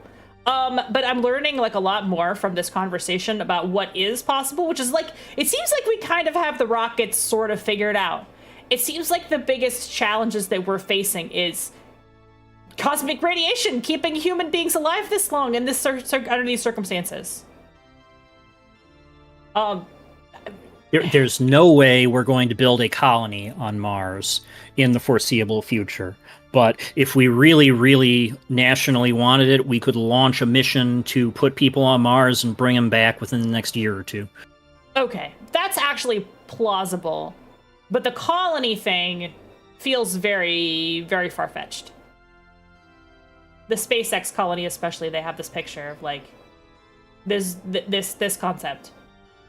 I don't think this will happen within our lifetime. But the rockets, maybe. Okay, so we talked about mental health, specialized senses, including it's a really penisy rocket. If you think that's that, have you seen New Glenn or New Shepard? No. Is that the new rock? Is that a rocket? New Glenn? Not New Glenn, New Shepard. New Shepard. Okay, I'm gonna find. Oh, it's a it's the Blue Origin one. Oh yeah, that thing is really a dildo. Now that's a penis. That is for sure a penis. I got a picture of it. Hang on. We're gonna put that on. There we go. That's the Bezos rocket. That's a dildo for sure. Wow. Flared base. The flared base. So Elon doesn't know what he's talking Fun about. fact, again. making the tip pointy actually makes it measurably worse as an orbital launch vehicle, but the Starship is just so extra that it doesn't matter. Oh, so the point on the Starship, this thing right here, the way it's, because this is the actual shape of it, this thing looks kind of like a bullet. Yeah, that's bad. That's suboptimal. Oh, really? What would be optimal? Just rounded? Chop it off flat, right about where your mouse pointer is. Oh, okay. Because it's going to speed up too much. Yeah, that pointy bit is not helping you when you're at high speeds. You actually want build up that little shockwave in front of yourself. That makes sense. I completely understand why the pointy bit isn't helping. I guess they just thought it looked cooler. To his credit, Elon explicitly said he wanted it to look this way because it looks cooler. Okay, all right. I respect the honesty. Fair enough. Penetrating the unknown. penetrating space, can make more money making actual dildos modeled after the rocket. I mean, I guess I wouldn't want to put this anywhere. These fins look kind of like I wouldn't want that as to be part of the equation. But maybe if you just shave those off, then you'd be all right. Woo! Yeah. Well, we're kind of debunking Elon in a way today. Because I said I'm pretty sure Elon's talking out his ass when he says he's going to send people like within a couple years. And then Impact pointed out, well, actually, he said they were going to make it by 2024. So they're off target already by a year. So now they're saying 2026. As was pointed out, Elon says a lot of things. Elon says a lot of things. Yeah, he does say a lot of things. SpaceX's posts are a little more sedate. They're a little more like, some of this is plausible, but we talked about what they've accomplished so far, and they've gotten the rocket to fire. They've gotten the rocket to go into close to orbit, but it didn't get all the way there. And land. And then they've actually regressed from that since then. They're currently having trouble getting that far. Right, and they haven't gone to space again since. So. They haven't gotten to this. They haven't gotten past step 2 of their 6-step plan yet. And this is about metabolic changes, deterioration of hearing. Oh, okay. Why do you lose your hearing in space? Because of fluids and stuff in your ear? Yep. Okay. Chronic exposure to noise and vibration. Oh, yeah, they're noisy too, right? The spacecrafts and everything, they'd have to be. Microgravity changes, There's grass level. There's all these fans and pumps and things. You're constantly getting bombarded with a lot of noise. I mean, even if you fly like a big aircraft or even on the submarine, you got to wear ear protection a lot of the time, right? Yes. Intense exposure to carbon dioxide is a serious threat, of course. Hearing tests show differences in hearing. No difference were resulted in the natural age deterioration, so that's normal, at least. Oh, and food, it's just like airplane food. It doesn't taste as good in space, I guess, because your sense of smell is so important and you're losing some of it. Yeah, you lose your sense of smell a lot because your head fills up with fluid immediately. Oh, that seems bad. The fact that we call what makes your sinuses drain? Right. Gravity. Gravity makes your sinuses drain. Airplane food, what's the big deal? Well, food doesn't taste as good on an airplane because the air pressure is lower on an airplane, which is why it doesn't taste as good. In the airplanes, actually, it's usually the air is so extremely dry. Yeah, that's what it is. Yeah. You notice which is also a problem, but they try and keep it actually pretty humid. It's actually it's nasty in the space station. Oh, it's like too humid in the space station, and some of that is recycled pee. So all of that's recycled pee, but honestly, all of it is recycled pee, anyways. That's true. All of the water. I just took a big sip of water from my water bottle here, and it's all recycled pee. And the end of the day, it's even on Earth, your sinuses is always full of something. Well, you're not going to enjoy space then, because your sinuses are going to be even more full of stuff. So-called space anorexia? Okay, what's this? This is just like people not wanting to eat in space because they don't like the taste of it anymore. Yeah, and because you're burning so much fewer calories. So you don't get hungry, so you forget to eat. That's right. Yeah, and then you lose weight. I see. Okay, that's the new diet plan then. We're all going to go to space for a couple months, and we're going to get space anorexia. No. That is a surefire way to reduce your weight. Oh, that's true. And you'll get taller. Okay, well, I'm starting to see the upsides, but the cosmic radiation is turning me off from the whole thing. But you won't be able to breathe those are good. things. Those are things that we know we have a decent idea of how to address because we knew those were going to be a big problem right from the beginning, and we know how to address those problems on Earth when they happen. So, eat your food and do your exercises. Right. ISS smells. I don't know that it smells strong at all because your sense of smell deteriorates quite a bit when you're. Well, That's no, sweet. it's stank as hell. You Oh, is just it? go deaf. You just go nose deaf to it. Oh, okay. So it's actually. This is another submarine Okay. similarity here. Okay. So it actually does stink. I never even thought about that. Nobody can shower ever. You can't open a window and get fresh air. It's just nasty 100% of the time. And it's so nasty that you stop caring after a little while. I see. And you would be in the nasty zone for the entire trip to Mars because you're just breathing in this just recycled air the whole time. Yep. Right. Oh god. No fresh air at all for multiple months. Sounds like torment. Yeah, the shrouded. They kind of the stinky zone. Temperature sensation also changes under space-like conditions with increased skin sensitivity to cold.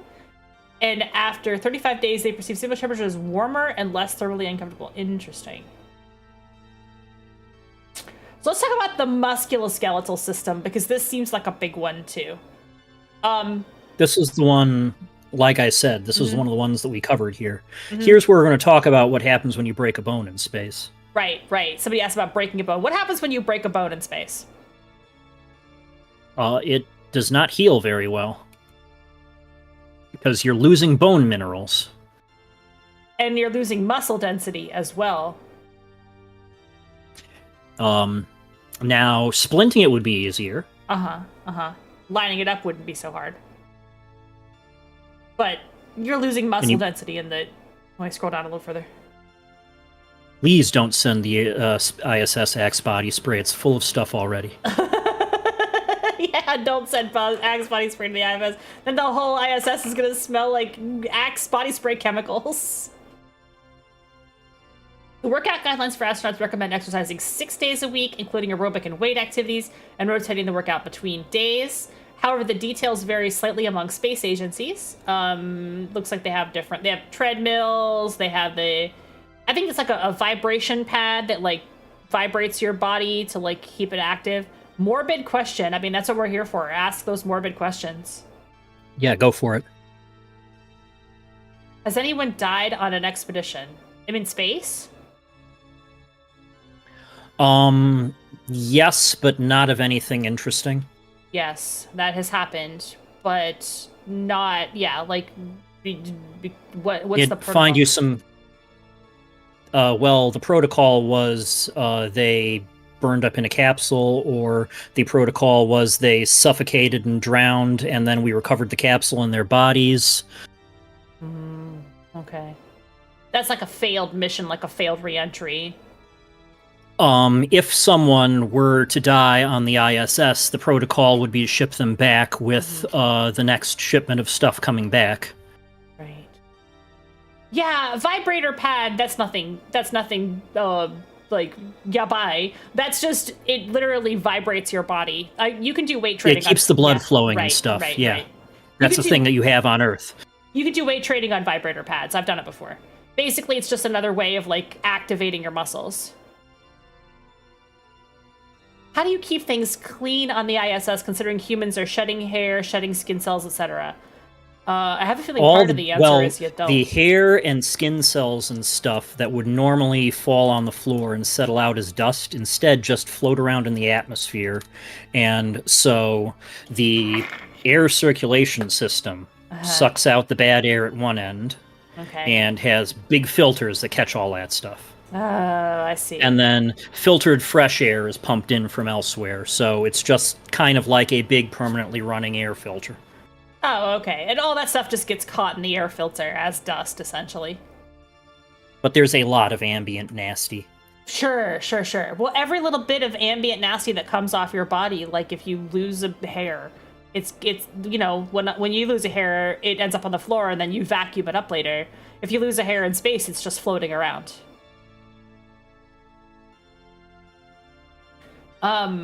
Digestive system. Microgravity, cosmic rays, and weightlessness also impact the digestive system. the incidence of digestive system during the, I guess they're just suggesting that the potential incidence is that long. And as space conditions affect the function of digestive tract, that's another thing that's gravity dependent, because when you swallow, you're using muscles to push it down into your stomach, but it's still like dropping down, right? Yes. And also, gravity is what separates gas from liquid. Right. So don't burp. Oh, you wouldn't be able to burp because it wouldn't go up. It would just stay there. Well, it will get squeezed out, but it won't be separated out into just the gas. Oh, I see. I see what you're getting at. How often is the air filter changed? Oh, I imagine fairly frequently. I imagine that's part of the job. Yeah, that's a routine maintenance task up there. Mm-hmm. That's the same as when you change your for like the one that filters out hairs and dust particles and stuff. Probably once a supply run. Once a supply run, sure, that makes sense. And they do the supply runs semi-frequently. Yeah, they do supply runs frequently. Those changes return to normal. Thing to keep in mind. 2 weeks at the end of the mission, changes abdominal. Okay, so this is if you do go to space, people generally recover in terms of their digestive system, but this is talking about a 520-day space day, which is what we were talking about. Ripping out canned tuna air in space. Yeah, I think the point that you're making is it wouldn't just be canned tuna air. It would also include the canned tuna water as well. Yes, it would include the canned tuna. Right. That would all come out. You'd be basically vomiting.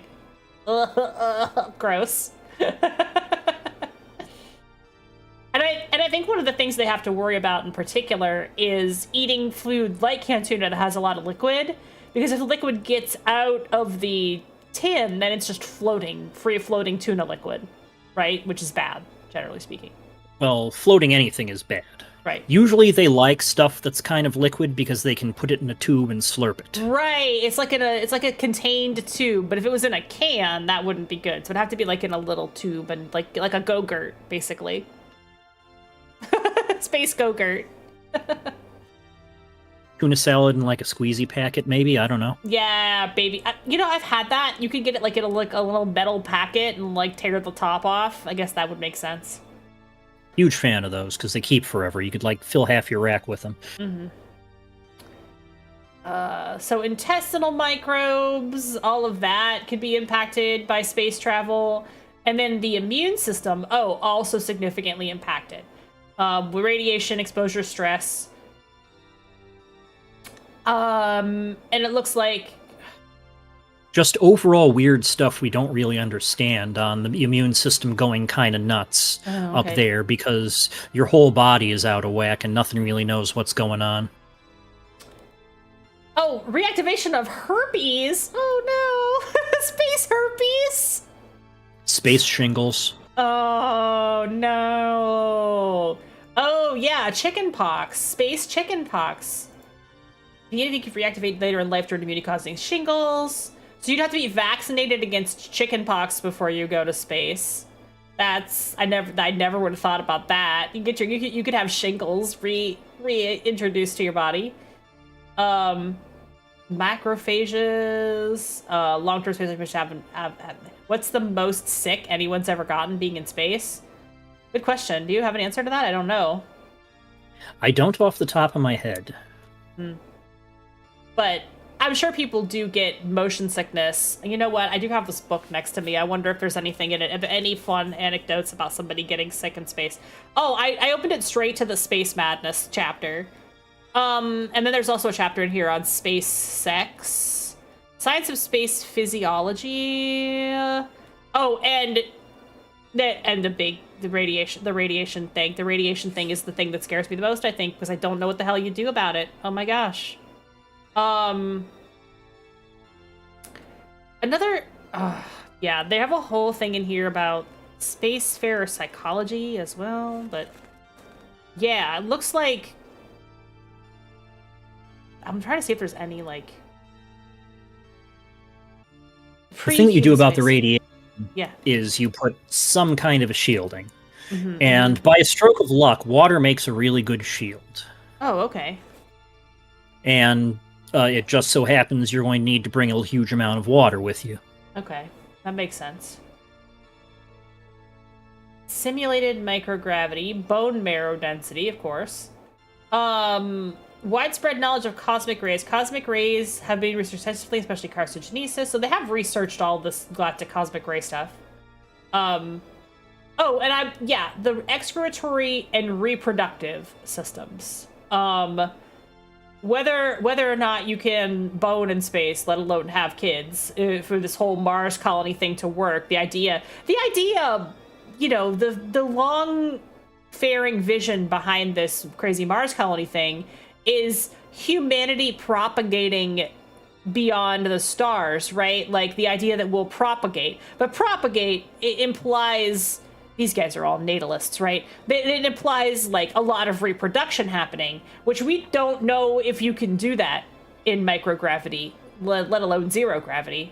That's just not known. It's not been tried for obvious technical reasons. Propagating over here part. Yeah. That's a... While lead would help for reducing radiation, you don't need it because water also helps. So they would have to take a lot of water anyway, so they'd be better off taking more water than of lead shielding. Yeah, the advantage lead has as a shielding material is that it's very dense, so you need a compact thing made of lead to provide a lot of shielding. But you don't need it to be compact and aerodynamic or anything like that if you're taking it to space. You just need it to be there so you can live inside your water tank. Oh, okay. That makes sense. So lead, useful. Water, also useful. We do have ways of mitigating the radiation shielding. Oh, you guys are in ads. Yes, we're in ad break now. For 2 more minutes. We'll just vibe a little bit. Recent studies show a decrease in growth hormone measured in urine samples. Of course, they could probably account for that, but it seems like a lot of your body's chemicals change in a bunch of different ways that they would have to basically medicate you for. Yep, hormone replacements for everybody. Oh, geez. Okay. That's already a lot. Harmful effects of galactic radiation associated with the increased of abnormalities. Reproductive cells secreted in the ovaries and testes, extremely susceptible to radiation and mutation processes. Well, that's what you talked about earlier with the cells dividing, right? Whenever we do a reproductive task, we're dividing cells. Yep, and when cells are dividing rapidly is when you have the best chance of hitting a mutation that is weird enough to be bad, but not so weird that it kills the cell instantly. Okay, so sperm cell DNA fragmentation as an example of something where we don't know if you can actually conceive in space because we don't know what impacts it has on those cells. Both actual and simulated spaceflight conditions inhibit androgen projection. Testosterone levels decrease. Space feminizes you. You can't go to space. It makes you gay. Rip.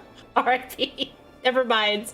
Elon, did you know? Did you check this article before you decided to go to space? Are you sure? Sorry. Oh, he's not going to space. He's not going to space. He's not, no. Bezos has been way more to space than he has. Yeah, that's true. Bezos has been in his crazy rocket. This is the Bezos rocket.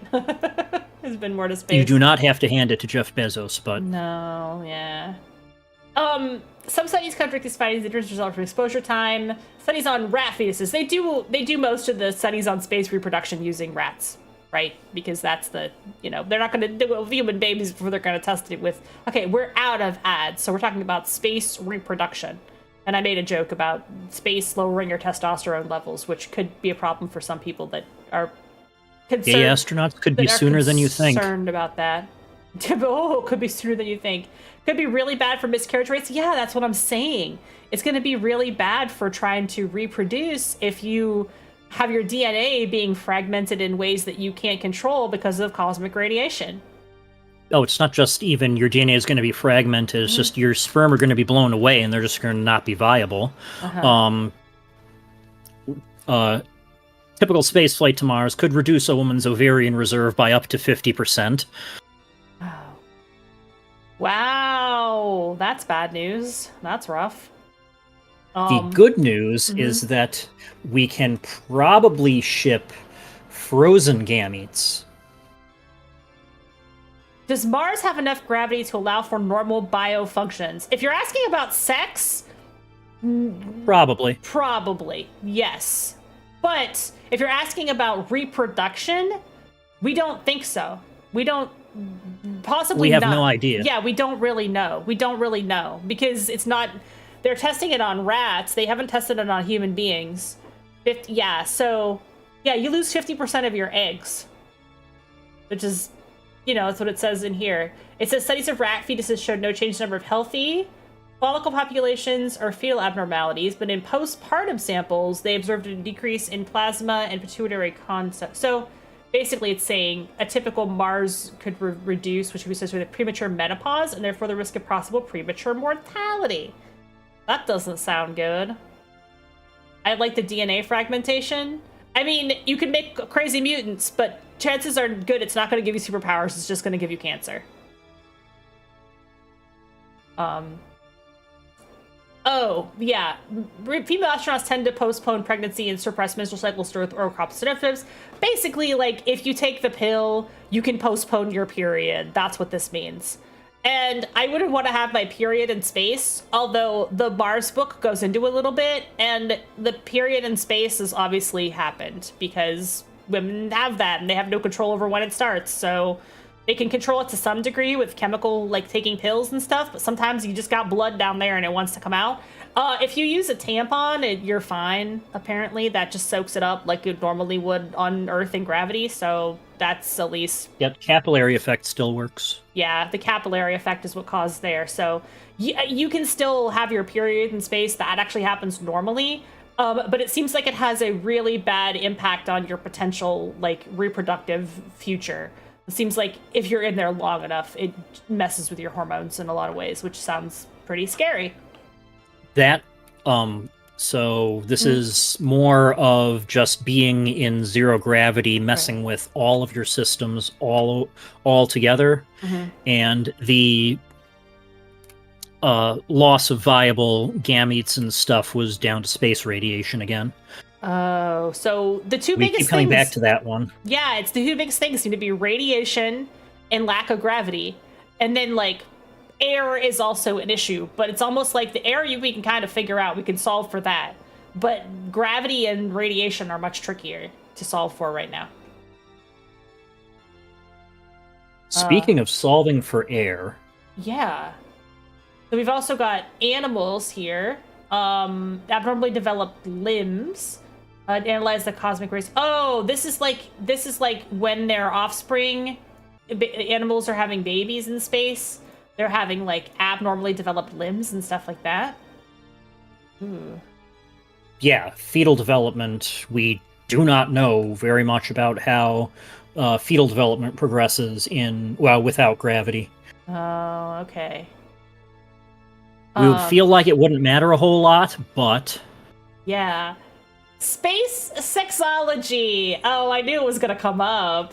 Taking into account the growing number of space fakes as well as concern on human life in space, it seems important to pay attention to human need for intimacy and therefore sex in space. Sorry, I didn't put the sexual content warning on this for Twitch, but this is very scientific. We're not going to be talking about the nasty. We're just talking about the scientific principle here, which is to say development of this research is important, but limited privacy and access to partners.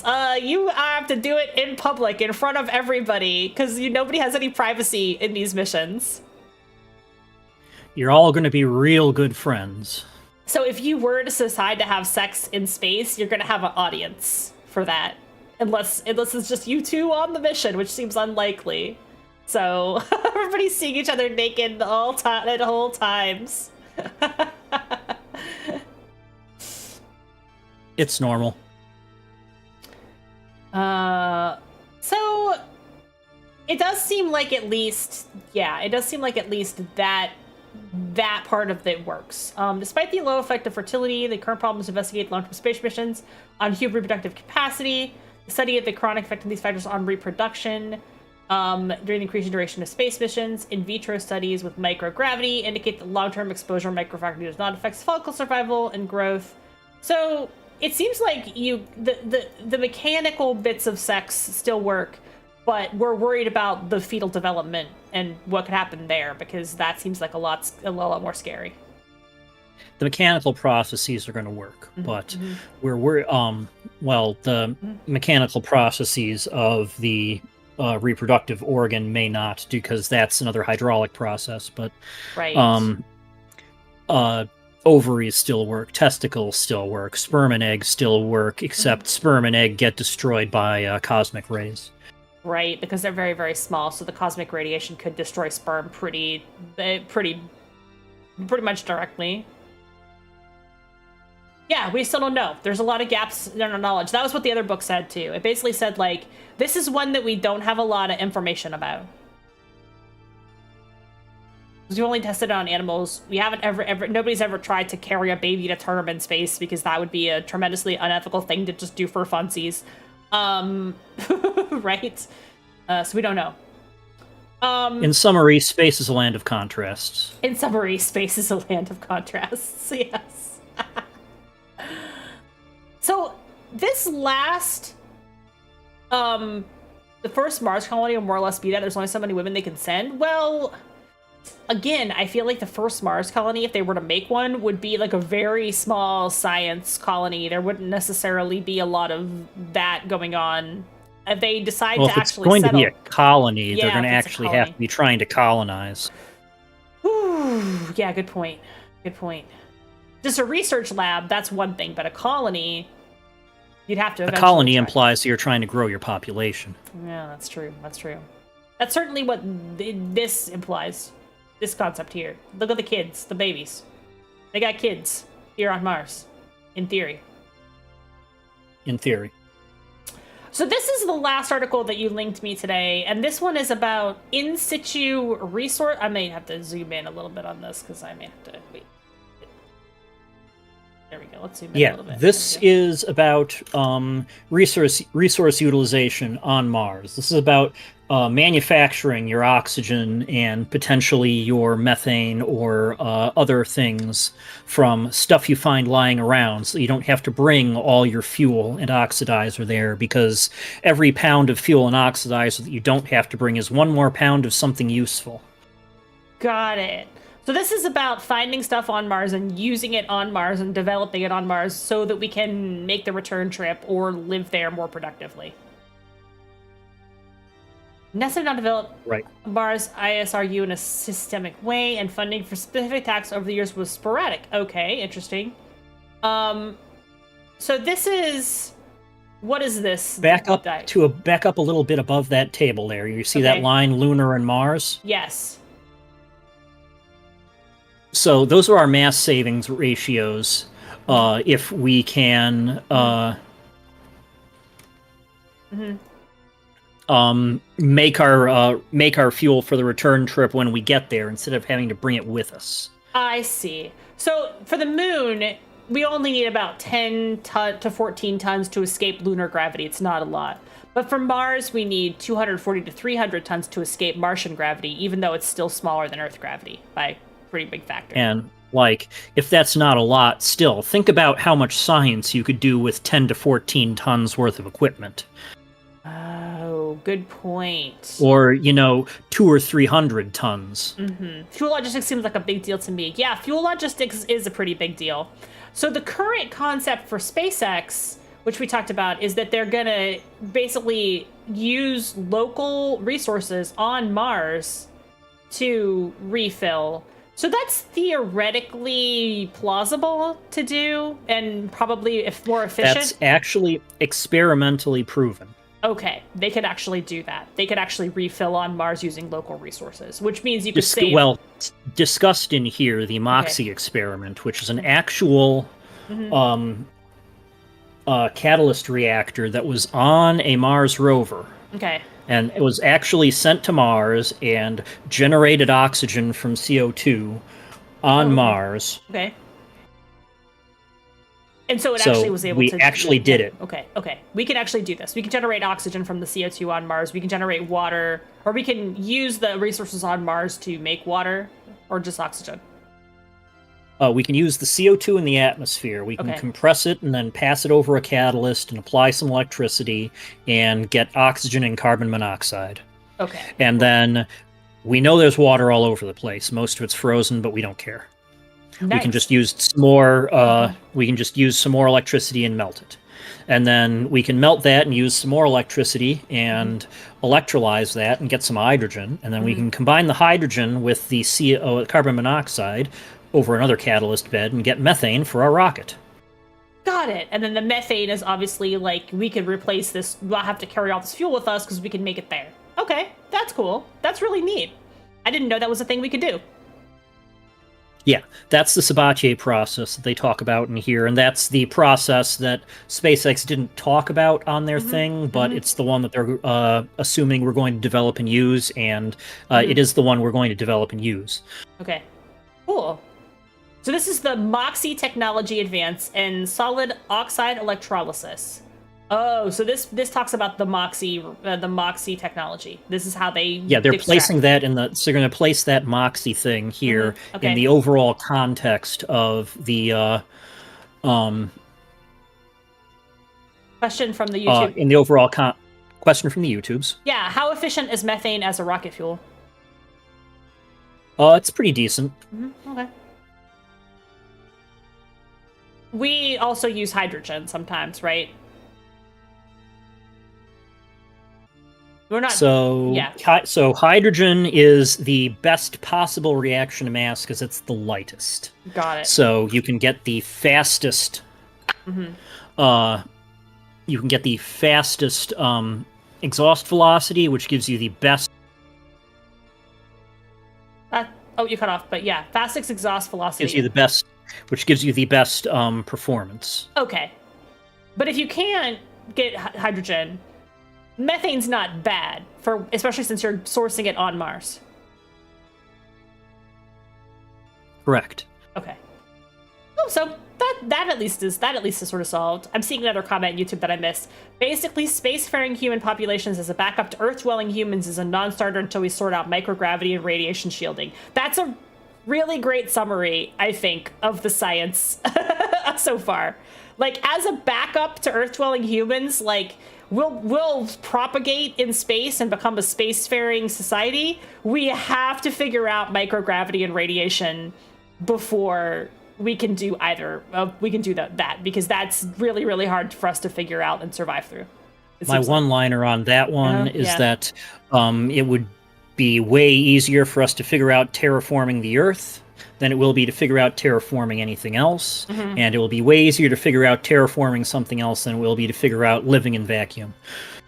Yeah, that makes a lot of sense to me because, like, the concept of terraforming Mars seems totally science fiction, but solving terraforming Earth, we can't even do that yet. Like, we can't figure out how to fix our alterations in our own atmosphere, you know, to make a neutral comment about it.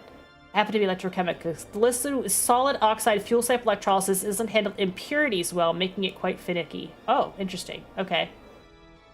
Solid oxide fuel cell type electrolysis. Oh, I can probably get out of the way so you can see that comment on my screen too, but yeah.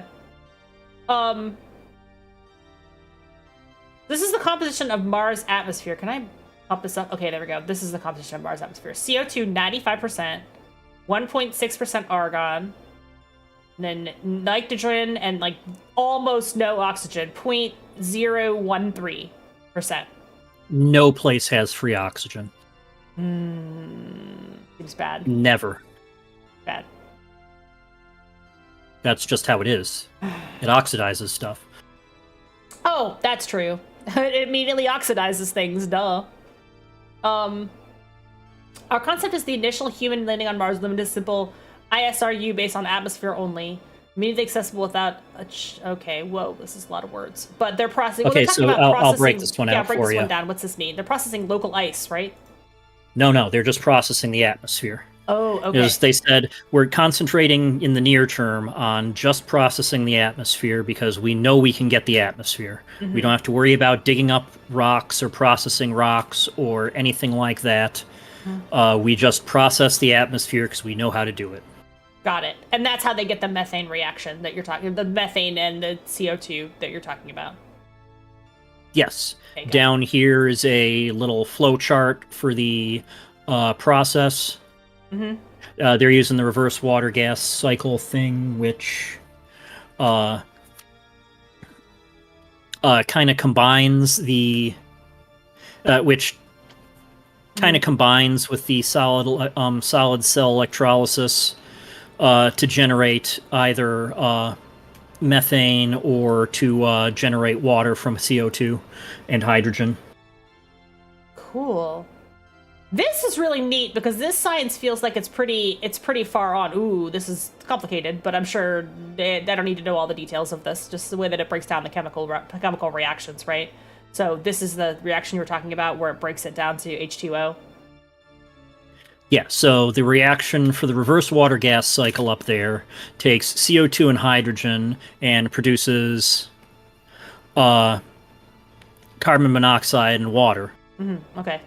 And then there's the opposite cycle, which takes carbon monoxide and water and produces carbon dioxide and hydrogen. Mm-hmm. Mm-hmm. So we could use modified and cultured bacteria to produce methane if we had something to feed them. What are you going to feed them? Oh, yeah, good point. Good point. Microbiology microbes can be used, but yeah, they do require fuel just like anything else. Like one of the things they discussed in the other thing was taking algae up there. Yeah, this was one of the because algae will happily grow in some water in some tubes, and it doesn't care what the atmosphere's like. As long as you get CO2 into the well, what are you going to feed the people to generate the poop? Cookies need lumps like it. Yeah, I mean, you're feeding people astronaut food, and then you're gonna have poop, and then you're gonna feed the poop. Yeah.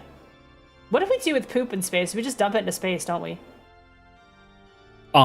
In the ISS, we mostly ship it back to Earth. Oh, well, I guess that's efficient of us. We can just use it for We fertilizer. do not want to back on just Earth. dump it in space, because anything we throw into space is just going to come back around and hit us. Oh, that's true. Then you're gonna get hit in the face with poop.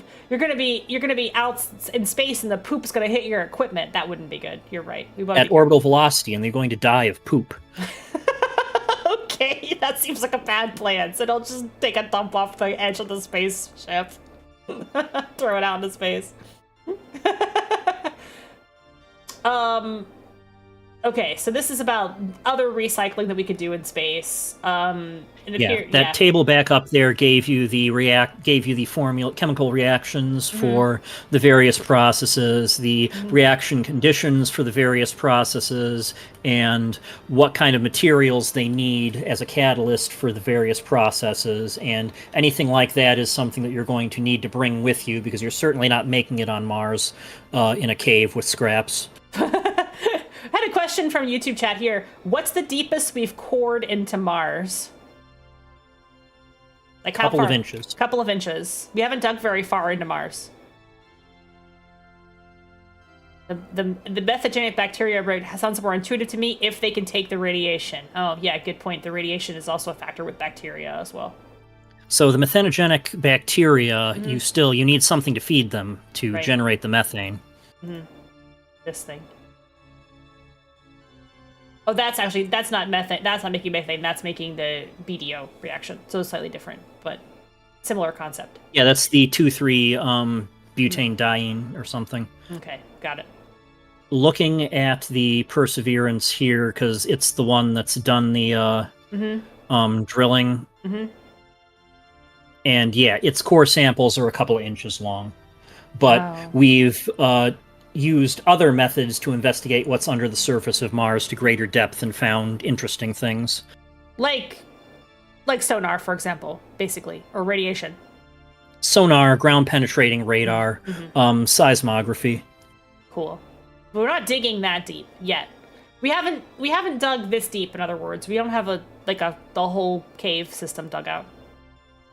We're pretty sure we found one that exists. Okay. So we might get that for free. Oh, cool. Well, probably caused by like natural erosion, glaciers, that kind of thing.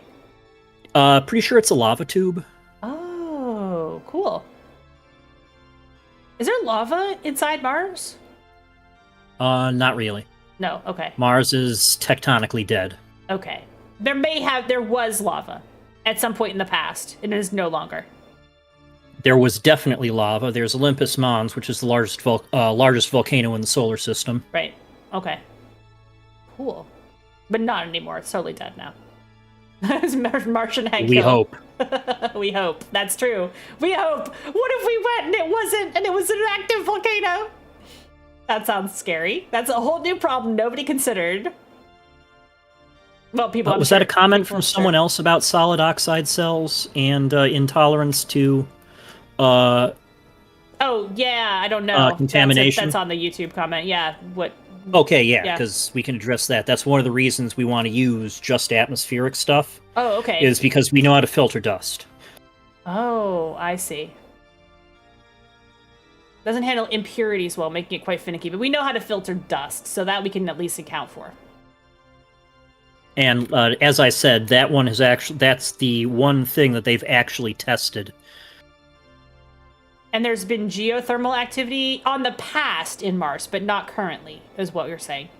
There are things that are basically geothermal activity going on Mars up near the poles where there's ice. Oh, okay. Many weird things. Have we ever sent a probe to those locations, or no? The poles are harder to get to. We've looked at them. I don't Okay. think we've landed at them. Don't hold me to that one. Okay. I work in aero, not space. No, that makes sense. We'll have to definitely double check that fact, but yeah, I think we've only looked at that from space. Anything else that's useful in this paper? They're basically talking about the issues remaining. Okay, here we go. Lack of measurement, degradation, learn loss of cluster at a steady operation. Uncertain quality control from stack to stack. Oh, yeah, that makes sense because they're trying to replicate the process over and over again. It wouldn't necessarily be the same every time. Yeah, they built one experimental thing with 11 stacks, and they had wildly variable, or they built 11 stacks that had wildly variable attributes, and they don't really know how well they can nail down that variance. They don't know they know one of these things will work for a minute. They don't know how long one of these things will work for 10,000 hours. What about aerospace? What about aerospace? Yeah. So how weird? Yeah. Are you asking about the tectonic stuff? I think what kind of weird stuff have they observed on the poles at Mars?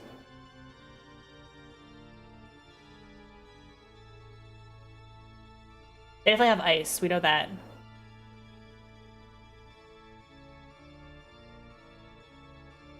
It's got lots of ice. The ice flows. There's weird fields of things that look like ghosts that stand up and materialize and vaporize over the course of the day. Really?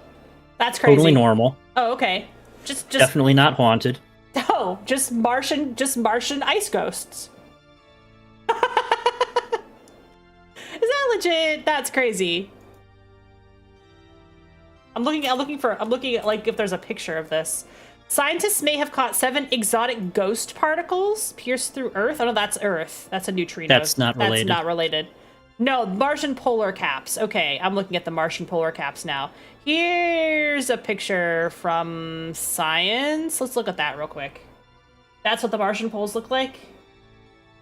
That's the ice on the Martian poles. There's a sweet animation on Wikipedia. Oh, okay. I'll look that up too. Martian ice Wikipedia. Now that's dry ice. Okay. Martian polar ice caps. Okay, so they got some photos showing the ice caps. I'm looking for the animation that you're talking about. They've got spiders. They've got spiders. Here's a picture from Science. Okay, God. That's how you guys know that I am in fact a bimbo, because I say stupid shit like that. What are the spiders? It was actually from nature. It's from That nature. picture is the spiders. Oh, this is the spiders? That's the spiders. Oh, I see. Because they're shaped like spiders, because they have those weird little... It's the spiders from Mars, and here's Ziggy. Oh, cool! They're mostly comprised of carbon dioxide, a new paper published in Icarus that weaves together decades of past research. Everyone knows there's a difference how carbon dioxide interacts. I don't know for sure if this is a super good source, but it seems like this is a real picture at least, so you can see what that looks like. Yeah, this is legit. This is a NASA picture from... Oh, okay, yeah. Cool. And here's some more pictures. So this is... Oh, they call them Iraniforms? They actually call them spiders! I didn't know this! It's okay. I don't know why I don't know why it hates bimbo. I self-identify as a bimbo. It's fine. You can say bimbo in this chat. That's why I'm asking questions of smart people all the time. They call them Iraniforms? They literally call them spider forms? I love Mars now. I have to go. No, I can't go. I'm not going. Too much radiation. So they have ghosts and spiders on Mars, is what we're saying. But not the kind of ghosts and spiders that we're used to. Different ones made of ice and No, they radiated. have different ghosts and spiders. Okay. Different ones made of ice and weird atmospheric effects. And also demons. And also demons, because that Doom did establish that there are demons.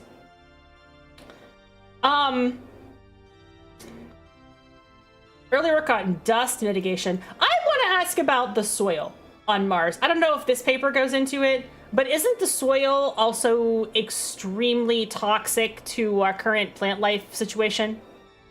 Yeah, it's full of perchlorates. Okay, and that'll kill plants, basically? That will kill plants, that will kill you, that will kill lots and lots of things. Fortunately, you can wash it out. If I'm on Mars and I go out and like go for a spacewalk and I'm covered in like Mars particles and Mars dust, I have to go through an airlock. I have to basically get that all showered off of me before I can go into the research facility or whatever, right? Because of how toxic the dust is? Yes. Okay. That's what I read in the book. Because they said like the particulate is actually... It's actually really dangerous. It could also, like, just because it's, like, sharp even and can, like, shred stuff. It's sharp, it's extremely fine dust, so it can, like, get down in your lungs and give you red lung. Mm-hmm. It's full of perchlorates, which are incredibly toxic and unpleasant. Do we have to wash our Martian soil? Yeah, you don't want to get Martian soil on anything. Martian soil is really, really toxic and very, very fine. And it's full of very sharp bits of particulate. So, like, if you were to walk around on the surface of Mars in your spacesuit and then come back to the Mars colony, your spacesuit would have to be completely decontaminated of all the fine dust, or else the fine dust would get in people's lungs inside the space station, essentially. So, if you imagine, like, this colony that I showed in this picture, and if you imagine people like going out for spacewalks, like down this, say this is an airlock, imagine people like going out for spacewalks and going out in spacesuits, and then if they come back, they have to be fully decontaminated from all this dust, because if this dust gets into people's lungs, they'll get, I mean, you called it red lung, but like, yeah, that's accurate, because you would get like bits of Mars dust in your lungs from breathing it in, and it would shred your lungs.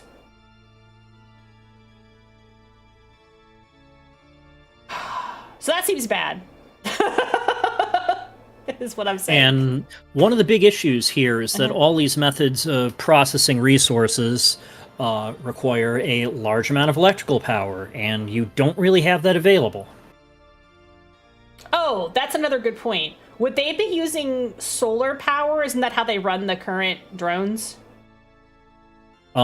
So a couple of our rovers have been solar powered. Okay. And those have mostly died because their solar cells have been covered up with dust. Oh, the dust covers up the solar panels. That's right. So you have to continually keep those clean, or else it doesn't work. Yep. The rovers that are still going have radioisotope thermoelectric generators. which we can't build anymore because we're out of plutonium. Oh, bummer. Your lungs are like balloons filled with teeny tiny blood-filled balloons, and that dust is like rubbing broken glass on them. Yeah, basically. And then you can't ever get that dust out of there. Yes, and also the cosmic radiation is also poking microscopic holes in them unless you're sheltered properly against it. So that seems pretty bad. Oh, the dust would mess with solar. Yeah, it does. Yeah, it covers up the equipment, you said, because it just gets on everything. And it only works for half the day. Because it has the same day-night cycle as Earth. As badly as it works on Earth, it works way worse on Mars. Because it's further from the sun. That inverse square law. Yeah, right. Okay, that makes sense. It's just not as efficient. So we need a different type of reactor. Solar power's not going to cut it necessarily. Well, we also have nothing but flat space with nothing over it, so we can build huge solar farms. Oh, that's Nothing true. would stop us except not being able to bring the huge solar farms there. We could build them, but we need to have some way to keep dust off the panels. Their system did not include dust filtering. Oh, so the Marco Polo project in here kind of looks like bullshit, and the guy very politely calls it out in here.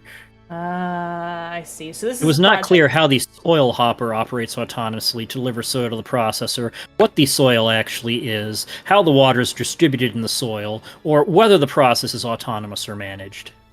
I see. So they had this project called Marco Polo that it was a theoretical end-to-end Mars lab, but it seems like it's not going to actually really work because we don't know what they mean by soil, and it doesn't filter the Mars dust, which is not soil, which there's no such thing as like rich soil on Mars. That's not a thing. If we're out of plutonium, how are future trips going to be powered? I mean, good question. But we're not using plutonium to fire these rockets. The plutonium is to drive the batteries on the drones, right? Yes, the plutonium is in the RTGs. Right. We have a nuclear Stirling reactor, which we're developing, which will work for powering small stationary probes and things, but it's much worse power density than an RTG. Okay. And it's a whole-ass, like, nuclear reactor. We could also just fly whole nuclear reactors there. Right, we could do that. That seems a little bit less efficient than the make fuel on site, at least for traveling back and forth, though. But if we wanted to set up a permanent residence... Well, no, you can't use the nuclear reactor to travel. Okay. You need reaction mass one way or the other. Mm-hmm.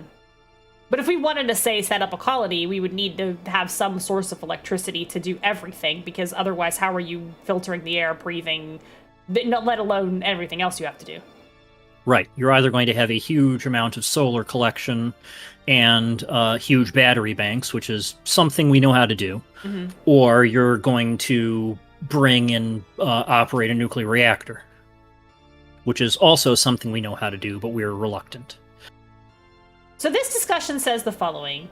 NASA is currently in project of a major program to send humans to the moon, so the main focus is on lunar ISRU as opposed to Mars ISRU. So they are planning on going back to the moon at some point in the near future? The very near future. Okay, cool. That's the Artemis 2 and Artemis 3 mission. Got it. And then the human mission to Mars seems likely to be at least several decades into the future. That makes sense. They are allocating a bunch of money specifically for developing things for going to Mars, because Elon's the guy allocating money right now. But, right. Not going to complain. Yeah, sure. Take his money. Why not? I mean, it affects the power of science, and it teaches us all more about the universe in which we live. So that part is great. Whether or not we're going to be able to actually build this space colony on Mars seems pretty dubious because of the problems of human functionality, which we talked about. At least, again, not within our lifetime. But yeah. We don't want to go to Mars and live. because it would be worse in every way than living on Earth, even if the worst case thing happens on Earth. Sounds that way to me. Even if the worst case scenario happens on Earth, we at least have the right amount of gravity here on Earth. And they don't have that, even that, on Mars. So, but it would be cool. Yes, it would be cool. It would be cool. It would be cool. And we don't really want to go to Mars and get anything, because Mars doesn't have anything on it that Earth doesn't have. Anything that does have that's down there, we'd have to haul it back up out of a gravity well. Yeah. And if we want to go to space and get things, we want to go to the asteroids. The asteroids have a lot more resources that we can actually use on Earth, like a lot more metals and stuff that would actually be useful on Earth. Mars is really, really, really barren for anything like that, really. And the asteroids, we can just go out there and get one and bring it back. Oh, we could just take a They're whole free. asteroid? I have 480 asteroids. They're free. Asteroids are free. They don't cost anything. Well, that's true. I guess asteroids are kind of first come. The government doesn't want you to know this. The government doesn't want you to know. You're telling us. No, but you'd have to send something out there to mine the asteroids. But they have a lot more. No, I said that's the trick. You don't have to send something out there to mine them. You can send something out there to bring one back. Oh, okay. We'll just wait for it to show up. Oh. And then we can mine it here. Oh, that makes sense. Especially since they're not that big. Some of them are. Like, there's a couple big ones. Some of them are that big. There's a couple big ones, but there's a lot of small ones, right? Yeah. You could just grab them and drag them back to Earth. Oh, that's kind of cool. That's very interesting. Mars, not so much. You can't take Mars and drag it back to Earth. And even if you could, there's not a whole lot there that we want. So the reason to go to Mars is pretty much because it's cool and because it advances science. Those are very good reasons. Right. Those are good reasons.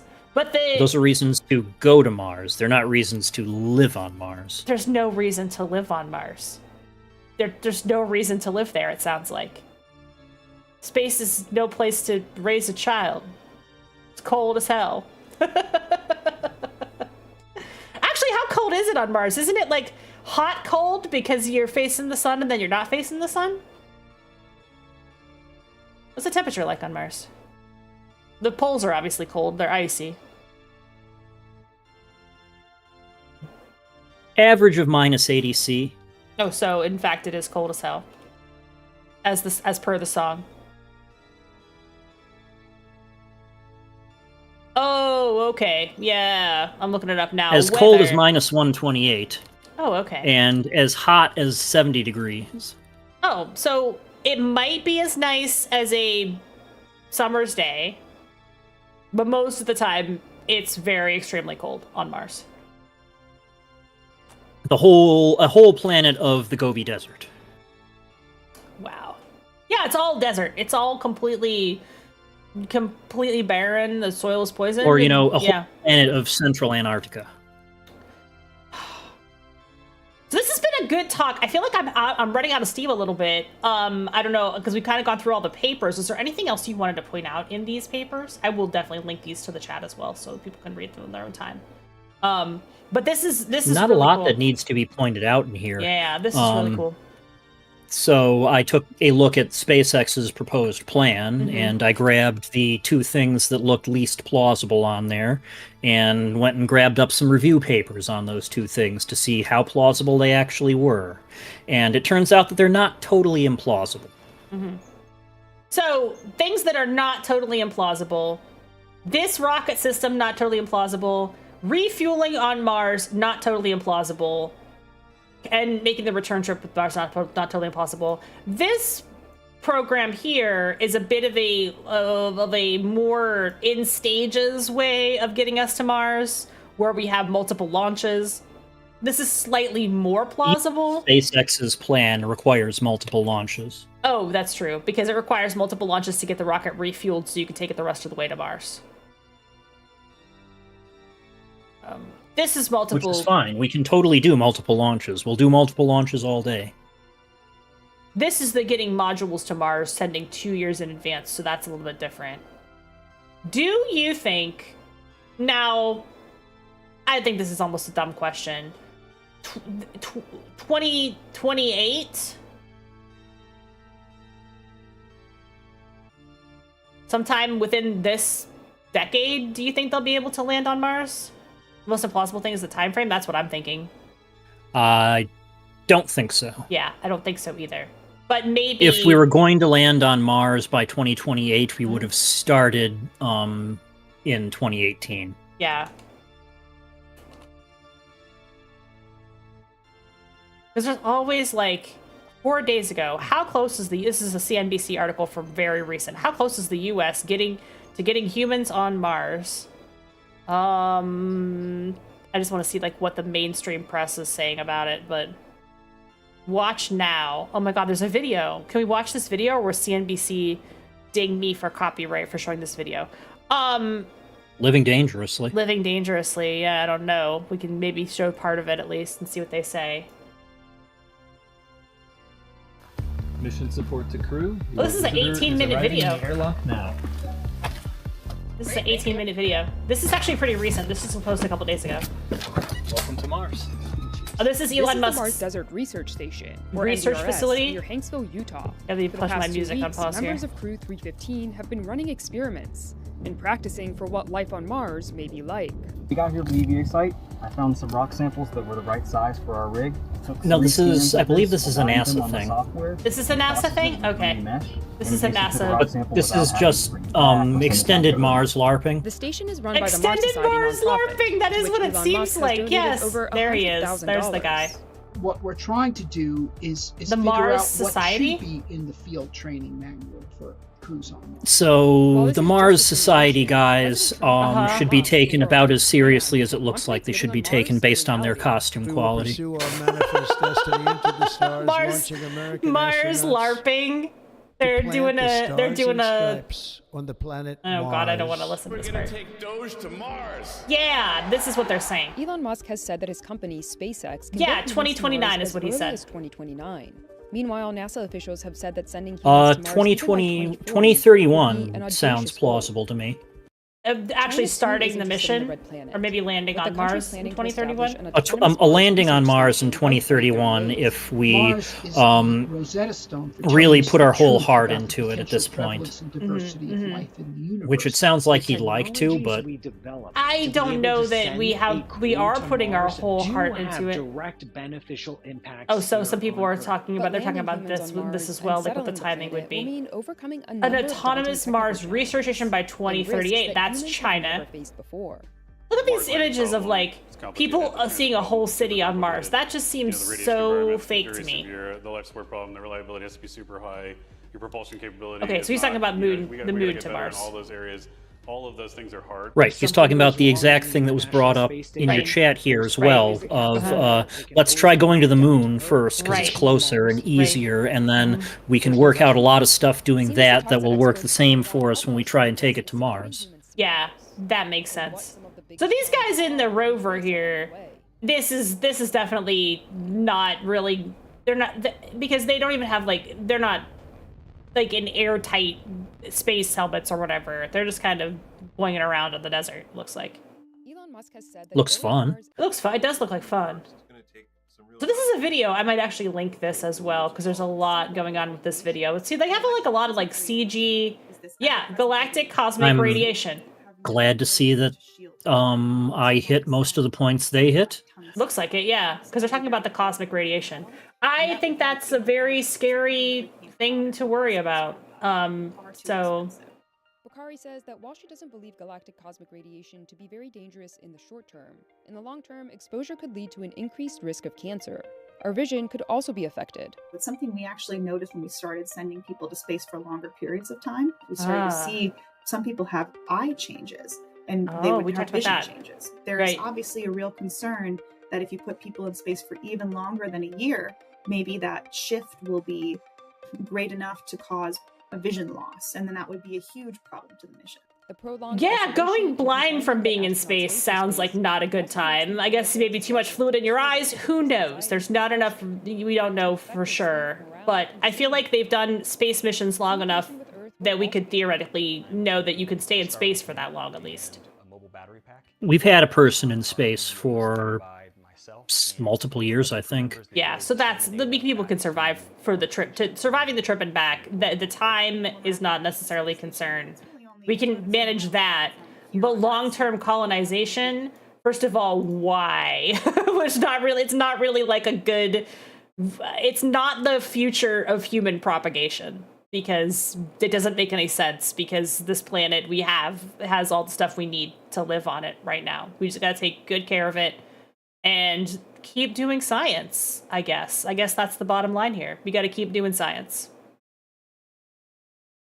And they're learning about plants and what plants we could possibly have growing on the moon.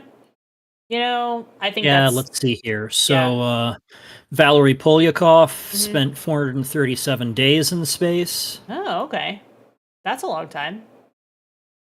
More than a year. Yeah.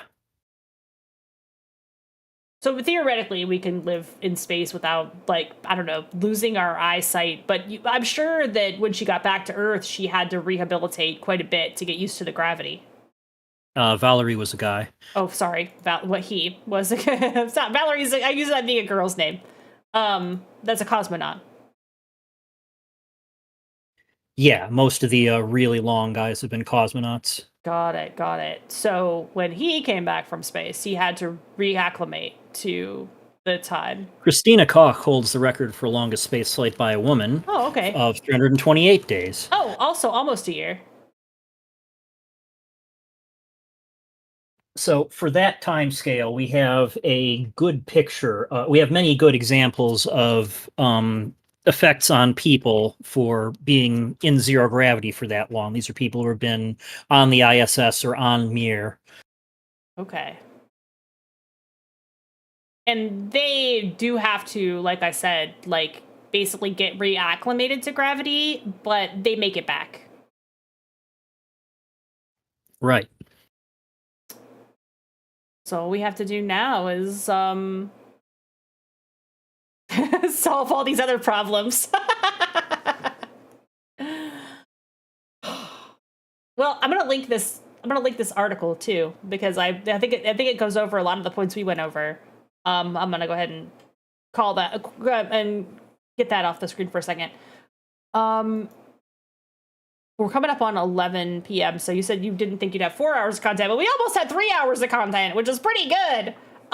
Yeah, that was pretty good. That was really good. Thank you so much for being on the stream today. Anybody else got any more questions? Yeah, if you've got questions while we've got our guests, we'll take guests, some questions. Please go ahead and ask them now because we have nothing but time. I'm still good for another hour. If you've got questions, just let me know what you guys think. What do you think? I can't answer in a lot of detail about what I do at NASA for obvious reasons, but yeah. Well, we're not expecting any security gaps here on a VTubers chat. I just am really glad that we got the opportunity to talk about it a little bit. Like I said, I read a book and I was like, man, boobs or ass? Oh, good question. Ass probably. Okay, yeah, that was good answer. Good answer. Yeah. Also, Just Impact is on the in the community and hangs out with us all the time. So, just a chill gamer like the rest of us. Everybody's hanging out and having fun here in my chat. So, come by the Discord if you want to hang out with cool people because we got a lot of cool people in the Discord. Do you think there's Neptune where the cool dragon is supposed to be? Is it Neptune where the cool dragon is supposed to be? I thought Neptune had like diamonds in the atmosphere and cool dragon? Or is it a moon of Neptune? What about the ice? What about the ice wars? The ice wars of Jupiter. Was that a meme that was going on for a while? Thank you. Yep, that's the Discord. Come on by. We're friendly and we got a lot of smart people. Knowing that even though the Mars isn't the best goal, what benefits spaceflight? What benefits to spaceflight? To be frank, I don't think there's anything we can learn in terms of interstellar colonization. That is an entirely different question. In terms of intrasystem colonization, it has the same benefits that the trips to the moon would have for Mars colonization, which the work on the ISS has had for lunar or Martian or asteroid belt colonization. The more we get up there and encounter these problems, test things, figure out how to solve them, all of those solutions are going to continue to be applicable.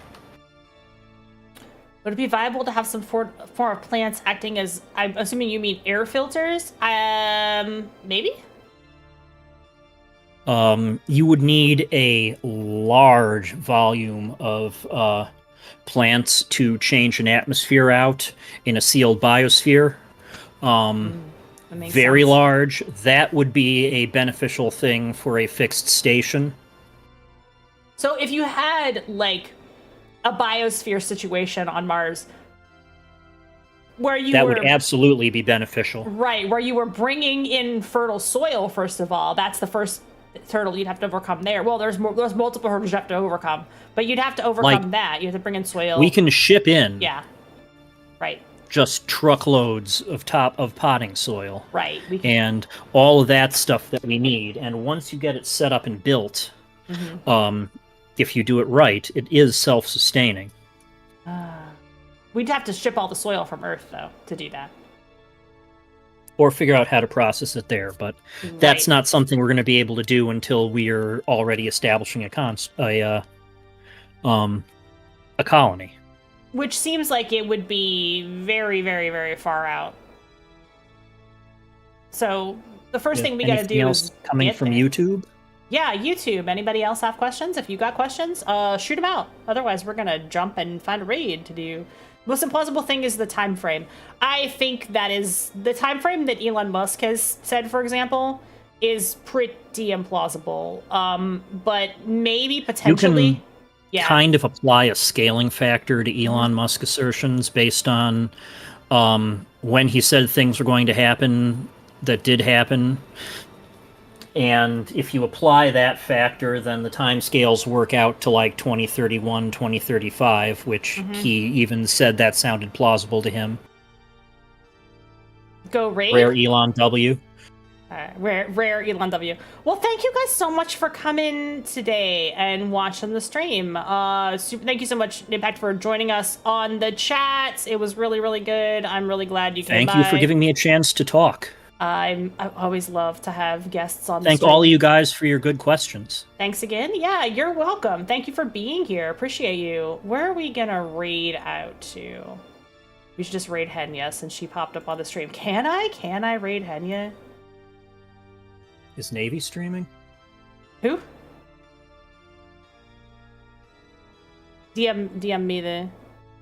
Oh, they're not. Never mind. Okay. Oh. Upload Swiss cheese to raid space dicks. Yeah, it does kind of look like. Okay, we're gonna look. Round 2 when? Look at this picture. Round 2 when? Oh I'm open gosh. to it. Well, I'm open. I'm always open to having guests come on the stream. So yeah, it just showed me this. It does kind of look like somebody went and drew various shapes on the the planet's surface. We're gonna raid the kettle. Yeah, we're gonna see if we can. We're gonna see if we can raid Henya just because she popped up on the stream earlier. Look, I'm a fan, okay? Just show some love if we can do it. No, yeah, so let's go. We're on our way out.